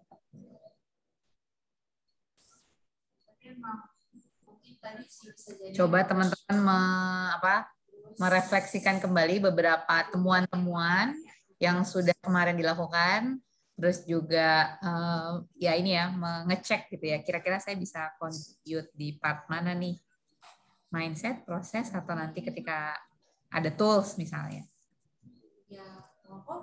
Silakan. Cung, ada yang mau discuss? Masih bingung bagian mana bingungnya kira-kira? Ada yang masih bingung? Oke, mungkin mangga Pak dilanjutkan. Kita punya sekitar 37 menit lagi. Jadi kamu bisa melakukan proses perubahan perilaku itu kalau ngerti di mana sih poin-poinnya. Bisa melakukan sebagai organisasi pembelajar, melakukan perubahan struktur budaya, dan dari tools dan cara proses. Ini bisa dilakukan bareng-bareng nggak? Bisa.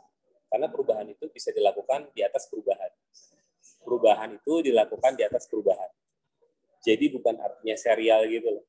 Ini dulu, enggak. Perubahan itu bisa dilakukan dengan bersamaan dengan perubahan yang kita lakukan.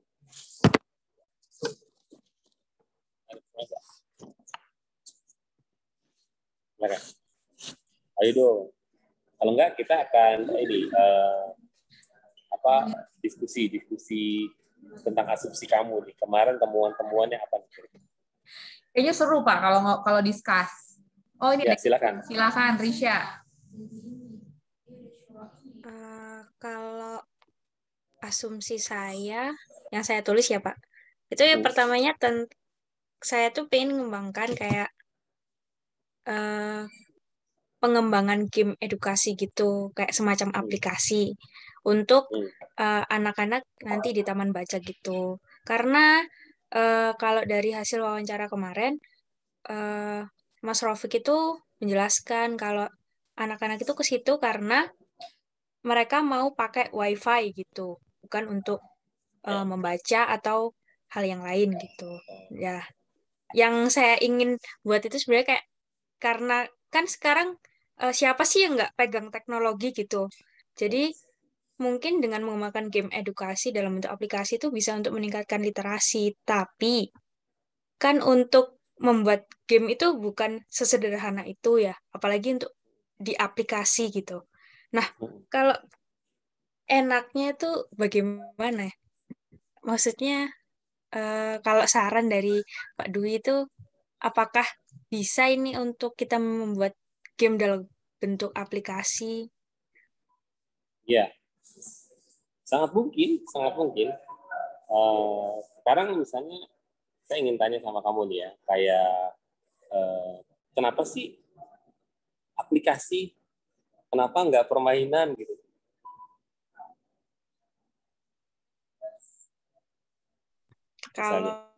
Kalau saya sih kemarin mikirnya karena mungkin untuk memancing gitu loh Pak. Untuk memancingnya kita pakai teknologi gitu. Tapi mungkin bisa sih kalau kita pakai game tradisional gitu, kita buat game yang bisa dimodifikasi gitu. Kasih lihat gini ya. Kan kamu bikin aplikasi di sini ya. Aplikasi kan? Nah, si aplikasi ini kamu lakukan di sini nih. Tapi baiknya yang dilakukan itu adalah kamu mulai melakukan itu ke belakang dulu nih. Kemarin ini enggak waktu desain thinking.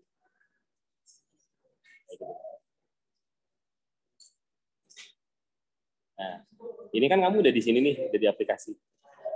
Nah, sebenarnya yang perlu kamu lakukan itu adalah memvalidasi problem statement-nya. Nah, ini sebenarnya objek beneficiary kamu tuh masalahnya apa sih? Dan itu harus divalidasi. Dan mundur dulu ke start di sini. Yang kamu harus lakukan adalah banyak mendengar, makanya ini disebut sebagai proses divergent. Kamu banyak dengar tentang orangnya, kemudian berempati, kemudian kamu di sini nih, problem statement. Nah, yang bisa melakukan problem statement itu adalah kamu. Orangnya itu memvalidasi. Nah, kalau kita udah punya problem statement, maka kita bikin kriteria. Nah, kalau udah punya kriteria, baru kita bergagasan, baru bikin gagasan. Nah, muncullah aplikasi. Nah, yang sering kali kita lakukan adalah kita jump into solution. Tiba-tiba ada di aplikasi.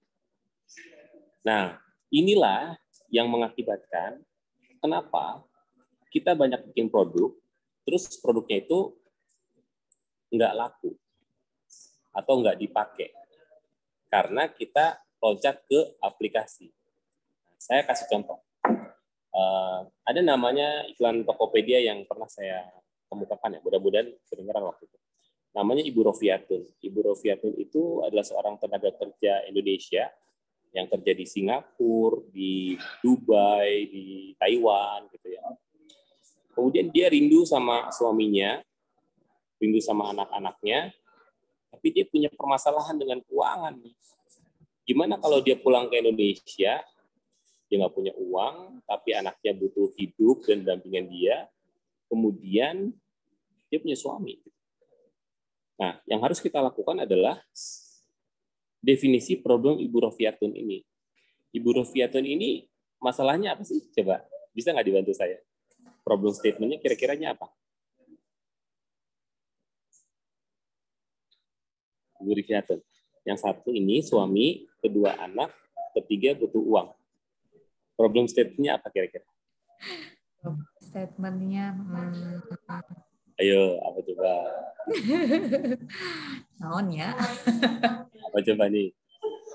Ibu Rofiatun pengen deket suaminya, pengen ngurus anaknya, pengen punya duit. Jadi problem statement-nya apa ya? Ibu Rofiatun ingin apa? Saya mau dulu. Ayo. Ibu Rofiatun pengen apa? Pengen ketiganya kan? Iya Pak. Nah, ini apa namain? Kasih nama. Need. Needs. Needs Ya, needs-nya apa? Needs-nya belonging. Belonging. Basic needs, Pak. Apa? Basic needs, ya. Ya. Iya.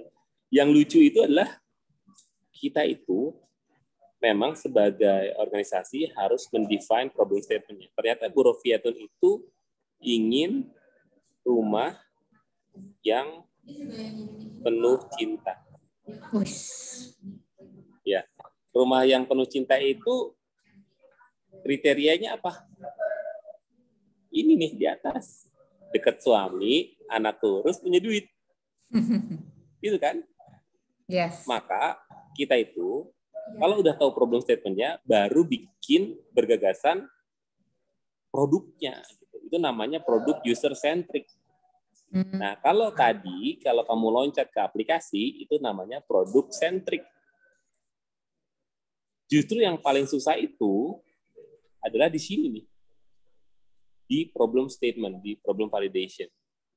Di tengah yang paling susah di sini. Karena sebelum kita loncat ke produk, kita benar-benar harus memvalidasi usernya. Nah, itu yang jadi PR sama kita tuh. Karena kadang-kadang kita itu loncat sama produk, kemudian produknya tiba-tiba gagal dan gak laku dan gak dipakai. Sama seperti perpustakaan yang di Bandung itu.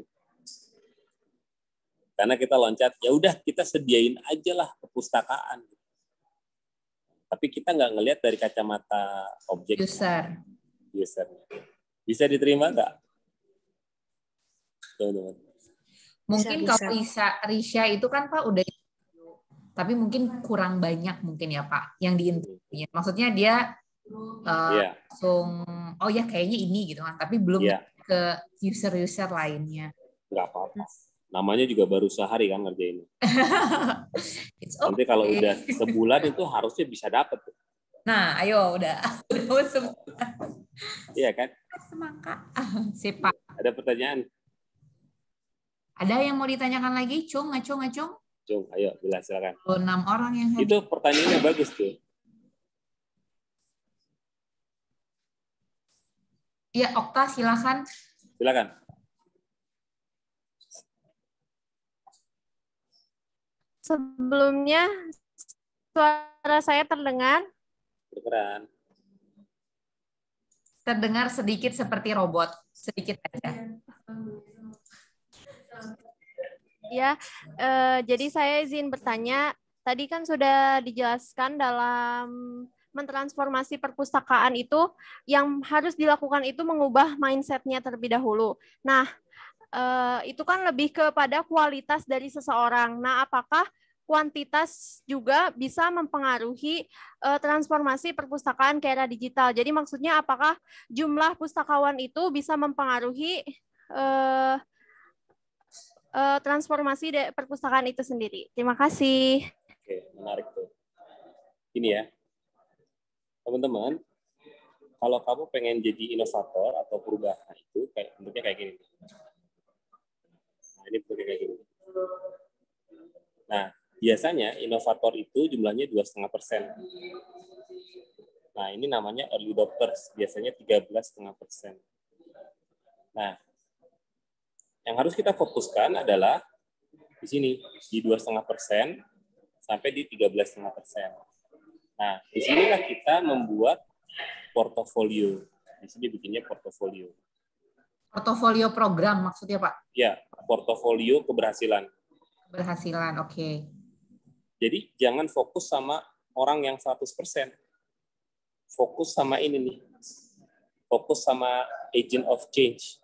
Dan bikin portofolio, jangan lupa bikin narasi dan disebarkan melalui informasi di medsos. Si keberhasilan ini.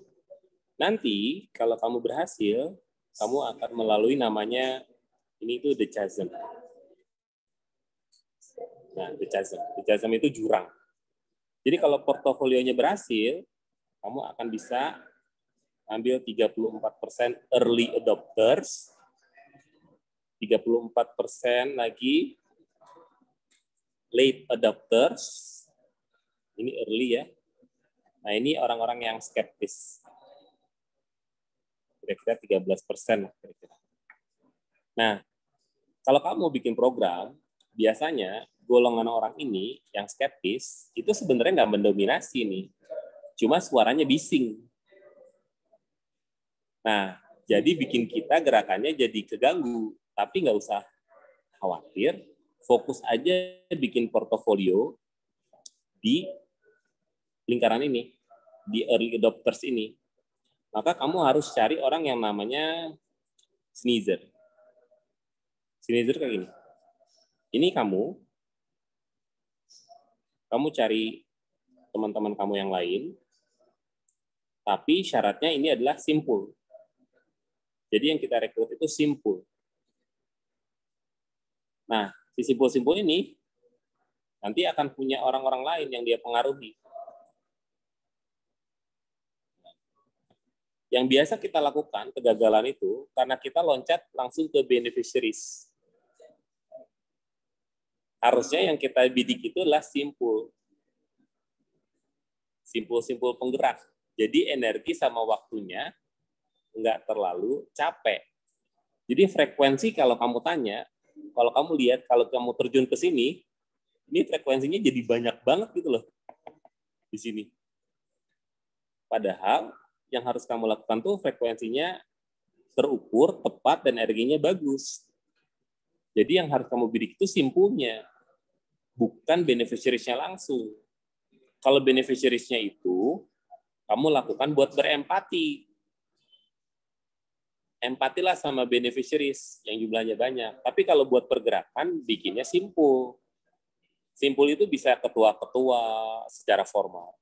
Tapi kalau yang informal adalah orang-orang yang temannya banyak, yang jadi key opinion leader. Key opinion leader. Bisa ngerti nggak? Kalau misalnya kamu ngerujuk frekuensi, ya akan jauh lebih banyak kalau kamu terjun ke beneficiaries, ke penerima manfaat itu. Tapi kalau kebanyakan frekuensi juga akan capek banget kalau kita terjun langsung ke beneficiaries, karena nanti kita kan punya kebutuhan uang lebih banyak, waktu lebih banyak, uang nggak ada gitu ya, mana cuma 4,5 bulan lagi di sini kan. Makanya pastikan yang kamu bidik adalah simple-simple. Kriteria simpul-simpul itu adalah dia biasanya key opinion leader. Key opinion leader itu biasanya bisa secara formal dia menjabat di organisasi, kalau enggak dia punya teman yang banyak dan punya influence di tertentu atau pengambil keputusan. Dengan konsep ini bisa dimengerti nggak? Mudah-mudahan bisa nangkep ya. Enggak. Nah, si simpul-simpul ini kalau kita tarik ini di sini.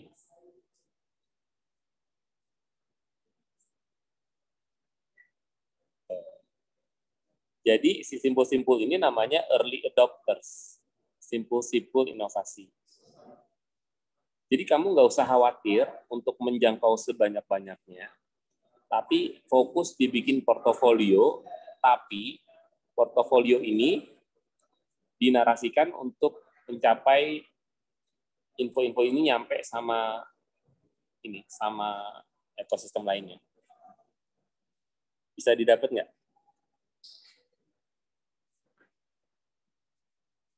Silakan. Jadi kalau boleh share sedikit, kemarin itu Pak, teman-teman di sini sudah saya ajak kenalan sama simpul-simpul itu, nggak simpul-simpul sih, simpul satu orang gitu ya, dari pengurus perpustakaan. Jadi mungkin nanti pas mereka turun langsung, nah di situ juga bisa banget tuh untuk mengidentifikasi simpul-simpul lainnya gitu kan. Atau mungkin sekarang juga boleh nih berkomunikasi sama akang-akang atau mas-mas yang di sana untuk tanya or something gitu. Nah, kalau yang simpul-simpul itu namanya ini simpul vertikal. Apa tuh Pak? Itu namanya simpul vertikal. Oh, oke. Pengurus. Nah, yang harus dilakukan juga adalah nyari simpul-simpul vertikal. Horizontal. Ini vertikal, yang ini horizontal ya. Nah, yang horizontal itu adalah yang bukan pengurus. Oke. Tapi yang misalnya sering datang ke perpustakaan atau punya cara-cara kreatif yang bukan secara organisasi nempel. Nah, jadi kalau kita bisa punya simpul-simpul vertikal, tambah simpul-simpul horizontal, itu akan sangat powerful. Nah, biasanya simpul-simpul horizontal itu nggak kelihatan, tapi dia punya impact gitu.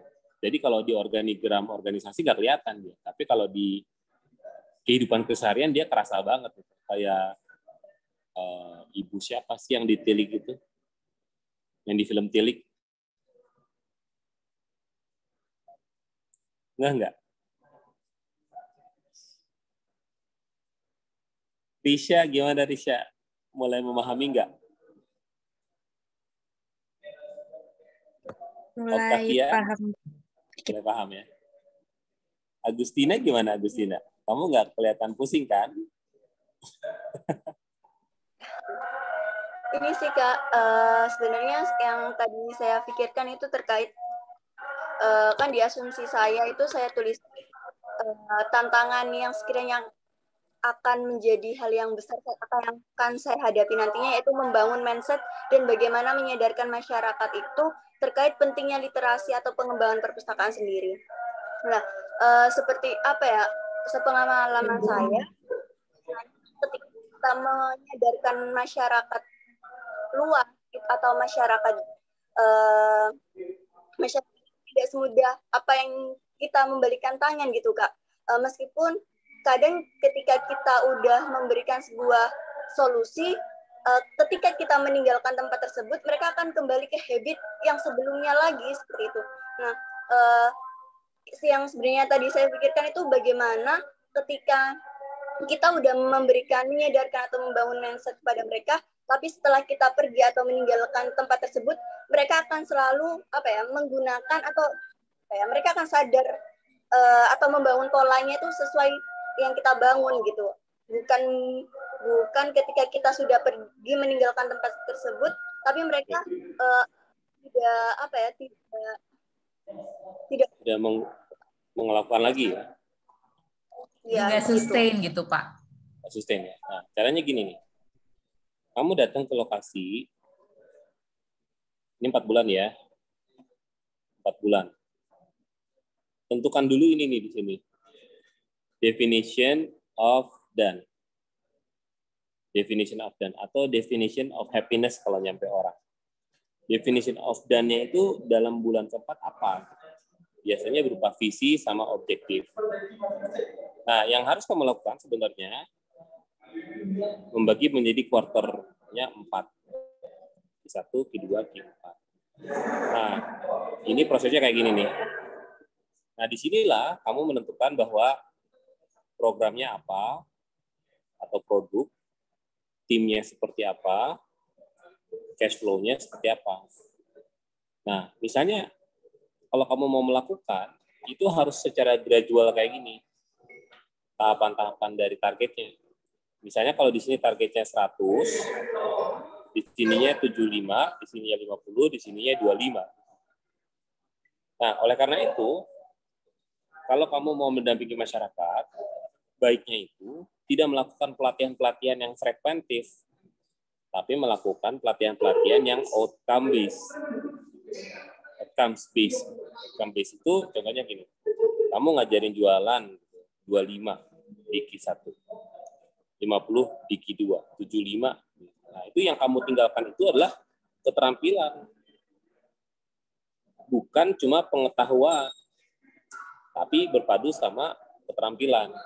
Maka yang penting itu dilakukan adalah aspek afektif, why-nya ya.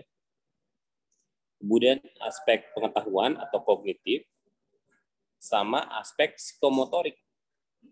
Nah, kalau kamu ngajarin seseorang hanya dari aspek kognitif, tapi enggak dilakukan dengan keterampilan, apalagi tidak menciptakan rasa cinta, maka kamu akan meninggalkan orang dengan capek aja gitu. Oleh karena itu, pastikan yang kita berikan sama orang itu berupa pembelajaran project. Jadi nggak cuma teori, tapi yuk Pak, kita bareng-bareng yuk. Kita berlatih datengin orang misalnya 5 orang per hari, atau jualin produk berapa ini per hari. Nah, tapi yang paling penting itu adalah ini nih tahapannya. Jangan sampai ngajarin orang dinamikanya gini, naik turun. Ini nggak boleh. Jadi harusnya bentuk tangga gitu targetnya. Nah, saya kira dalam 4,5 bulan, kalau teman-teman dibagi menjadi 4 kuarter, pasti dia akan nempel di keterampilan yang dia miliki. Kecuali kalau kalian melakukan proses pendampingannya itu pakai pelatihan-pelatihan yang di jumlahnya itu banyak tapi nggak nempel. Maka lakukanlah project base kalau menurut saya. Jadi mereka tuh belajar sambil melakukan sesuatu terhadap visinya.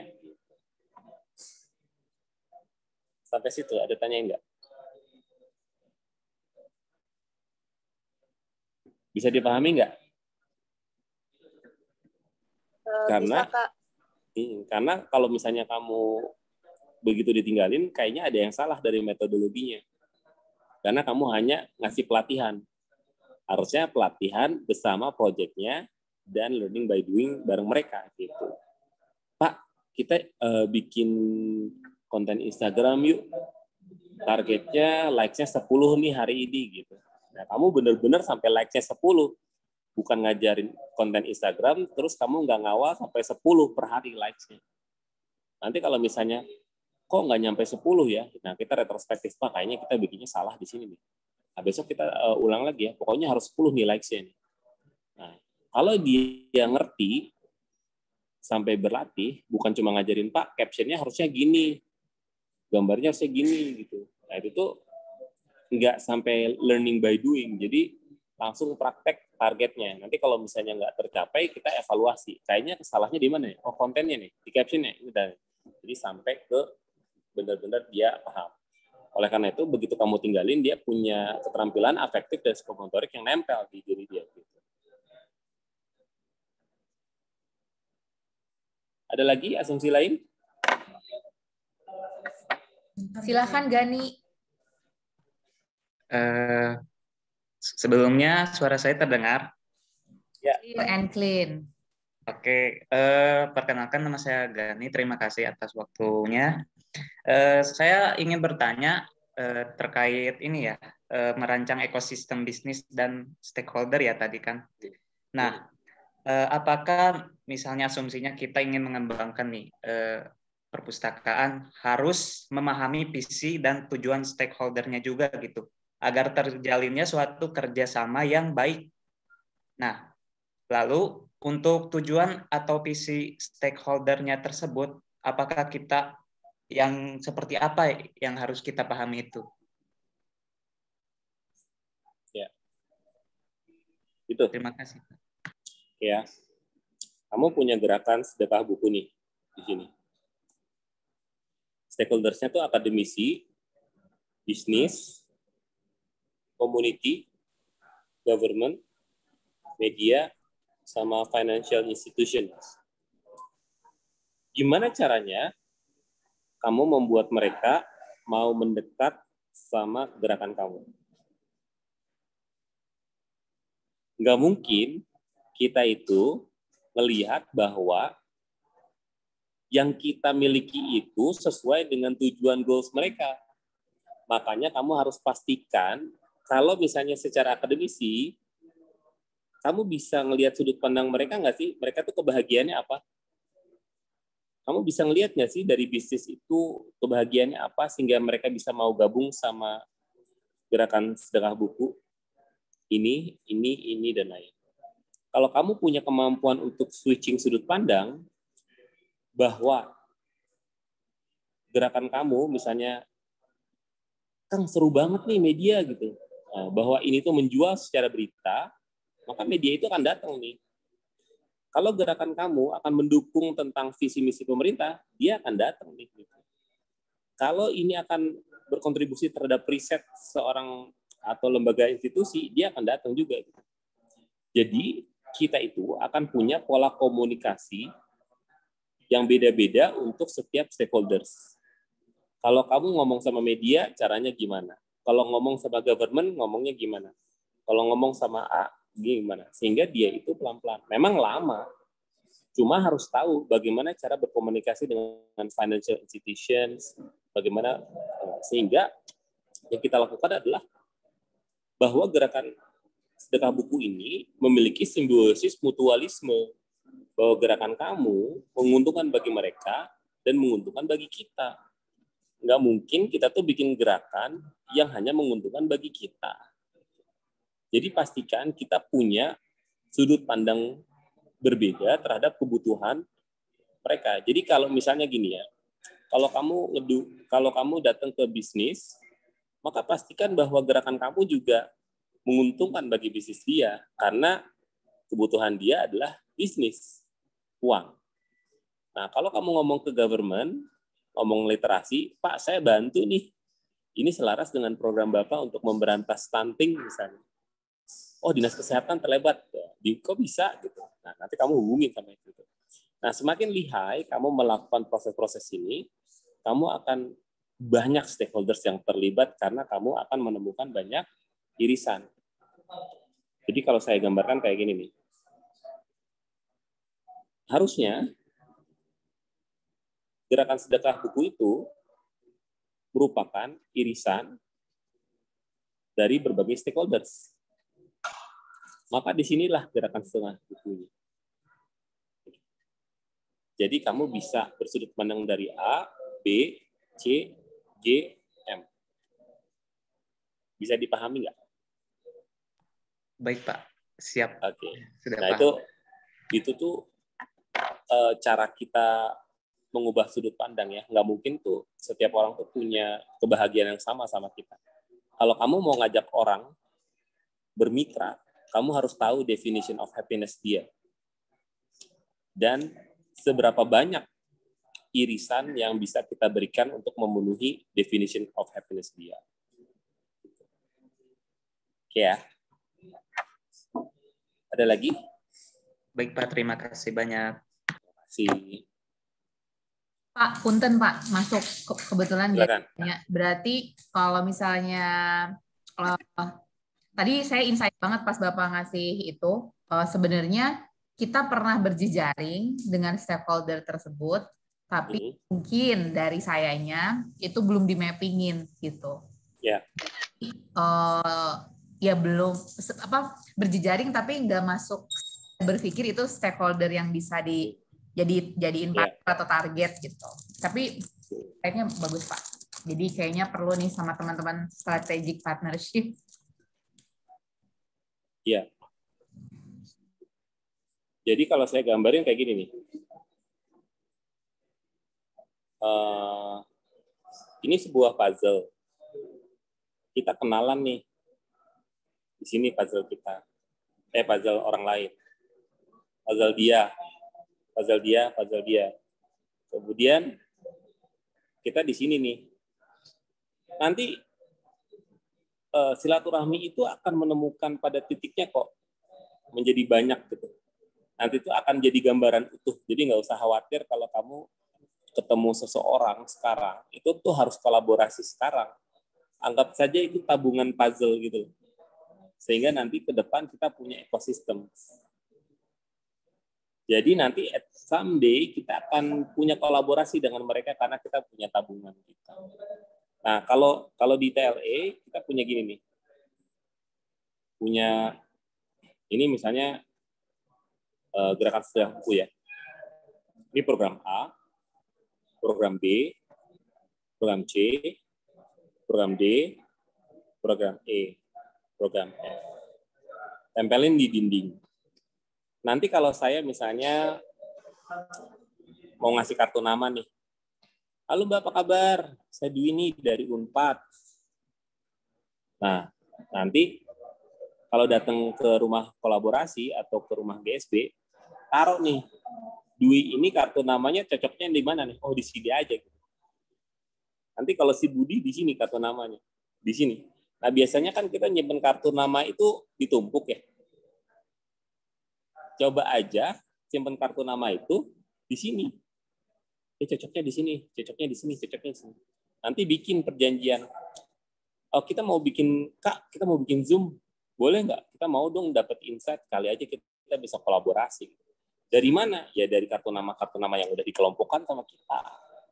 Nah, jadi kalau punya kartu nama, nggak usah ditumpuk, jangan ditumpuk. Tempatkan pada dinding ini, gitu. Sehingga kita tahu, oh, untuk program A, yang udah kita kenal adalah si A, si B, si C, si D. Si B, si A, B, si C, si D, si D, gitu. Jadi kita punya sistematis. Jadi menyelenggarakan organisasi itu sistematis. Kenapa sistematis? Karena energinya jadi nggak terlalu banyak keluar, gitu. Justru kalau saya sangat aneh kalau kalian itu punya energi banyak tapi nggak sistematis, itu malah jadi capek banget hidupnya. Kalau kita sistematis, terukur, dibagi kuarternya jadi 4, tahu udah nyampe mana, udah seberapa jauhkah kita, sudah seberapa dekatkah sama visinya, maka kita tuh bisa banget mengatur waktu. Masih bisa liburan, masih bisa nonton Netflix, masih bisa nongkrong, gitu. Karena kita tahu udah nyampe mana. Jadi, pastikan bahwa pergerakan 4,5 bulan ke depan itu bergerak secara sistematis. Itu aja dulu. Bisa ditangkap nggak? Sangat reflektif. Mudah-mudahan bermanfaat ya. Aman. Bagus.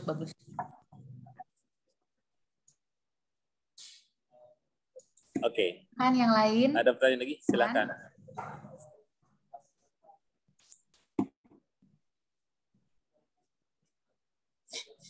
Silakan teman-teman. Silakan teman-teman. Waktu sudah mulai. Oke, Betsy boleh jump in lagi.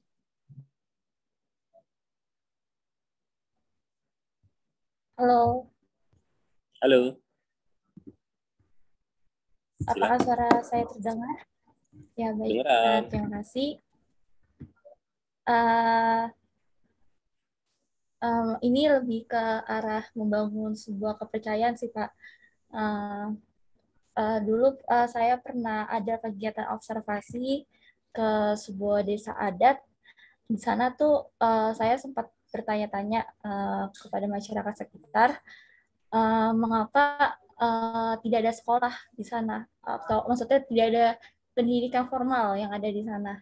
Dan warga itu, masyarakat tersebut menjawab bahwa mereka menganggap kalau misalkan ada sekolah dan anak-anak muda di sini menjadi pintar, takutnya tradisi yang mereka punya itu luntur, maksudnya hilang gitu, Pak. Jadi mungkin mereka masih sangat jadi mereka menganggap untuk kemajuan pendidikan tuh malah menghilangkan tradisi budaya yang ada di sana. Kan tadi disebutkan untuk kalau misalkan membangun, tadi kan untuk membangun kepercayaan itu melalui simpul ya, Kak. Simpulnya ini yang saya tangkap itu orang yang memiliki pengaruh.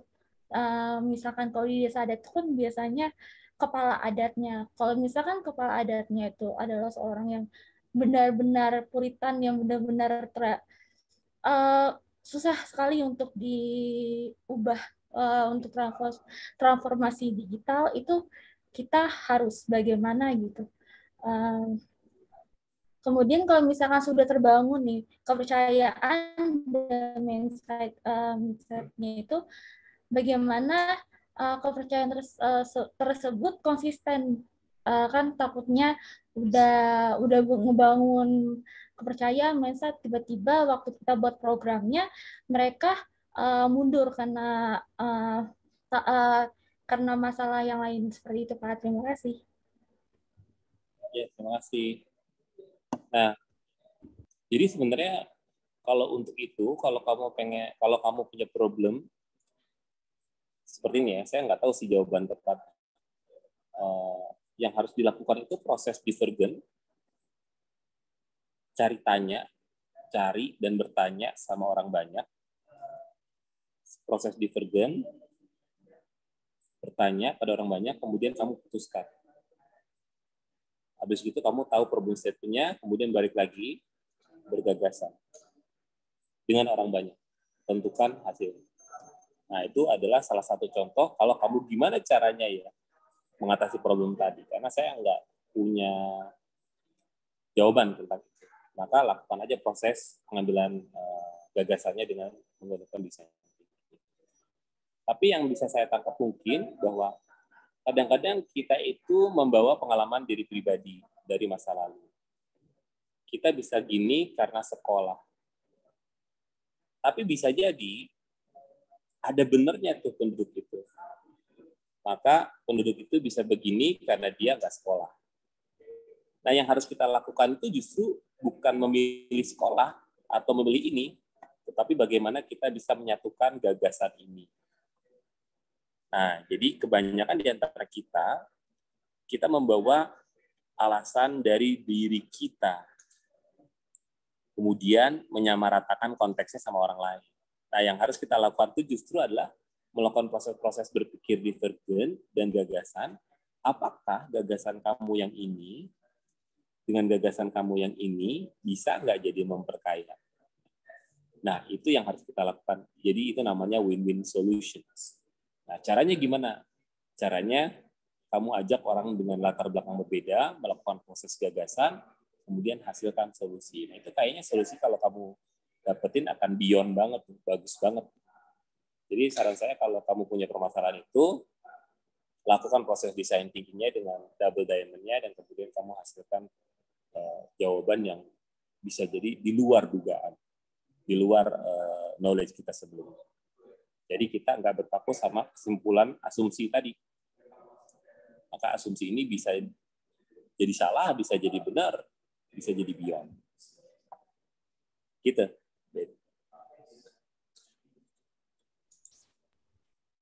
Oke, terima kasih ya. Terima kasih. Ya, balik ke itu ya Pak ya, proses berpikirnya ya Pak ya, sebelum mengambil mungkin tadi keputusan gitu. Jadi cek dulu ada apa, mengapa, apakah emang itu lebih cocok gitu di desa itu, sekolah formal misalnya. Saran saya nanti kalau dalam proses ini magang, coba 5 hari kalian berkumpul. 5 hari? 5 hari berturut-turut. Oh, desain. Bikin hackathon. Hackathon atau sama Bapak lagi? Ya. Bikin hackathon 5 hari berturut-turut. Okay. Nanti biasanya di ujung 5 hari kita punya backlog. Backlog itu adalah sekumpulan inisiatif yang akan dilakukan dan itu udah tervalidasi dari sisi orangnya sama sisi ahli. Jadi saya pernah melakukan project dan sering melakukan project. Kalau project itu berlangsung 5 bulan, 1 tahun, saya akan merelakan 5 hari saya untuk bergagasan mencapai sebuah gagasan yang luar biasa. Nah, kadang-kadang ini tuh, wah 5 hari saya nggak bisa.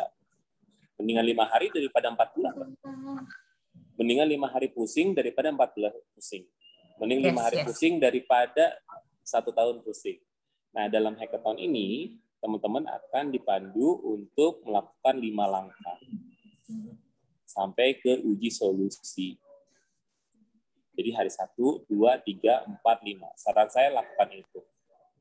Jadi nanti di sini kita punya program kerja yang inovatif.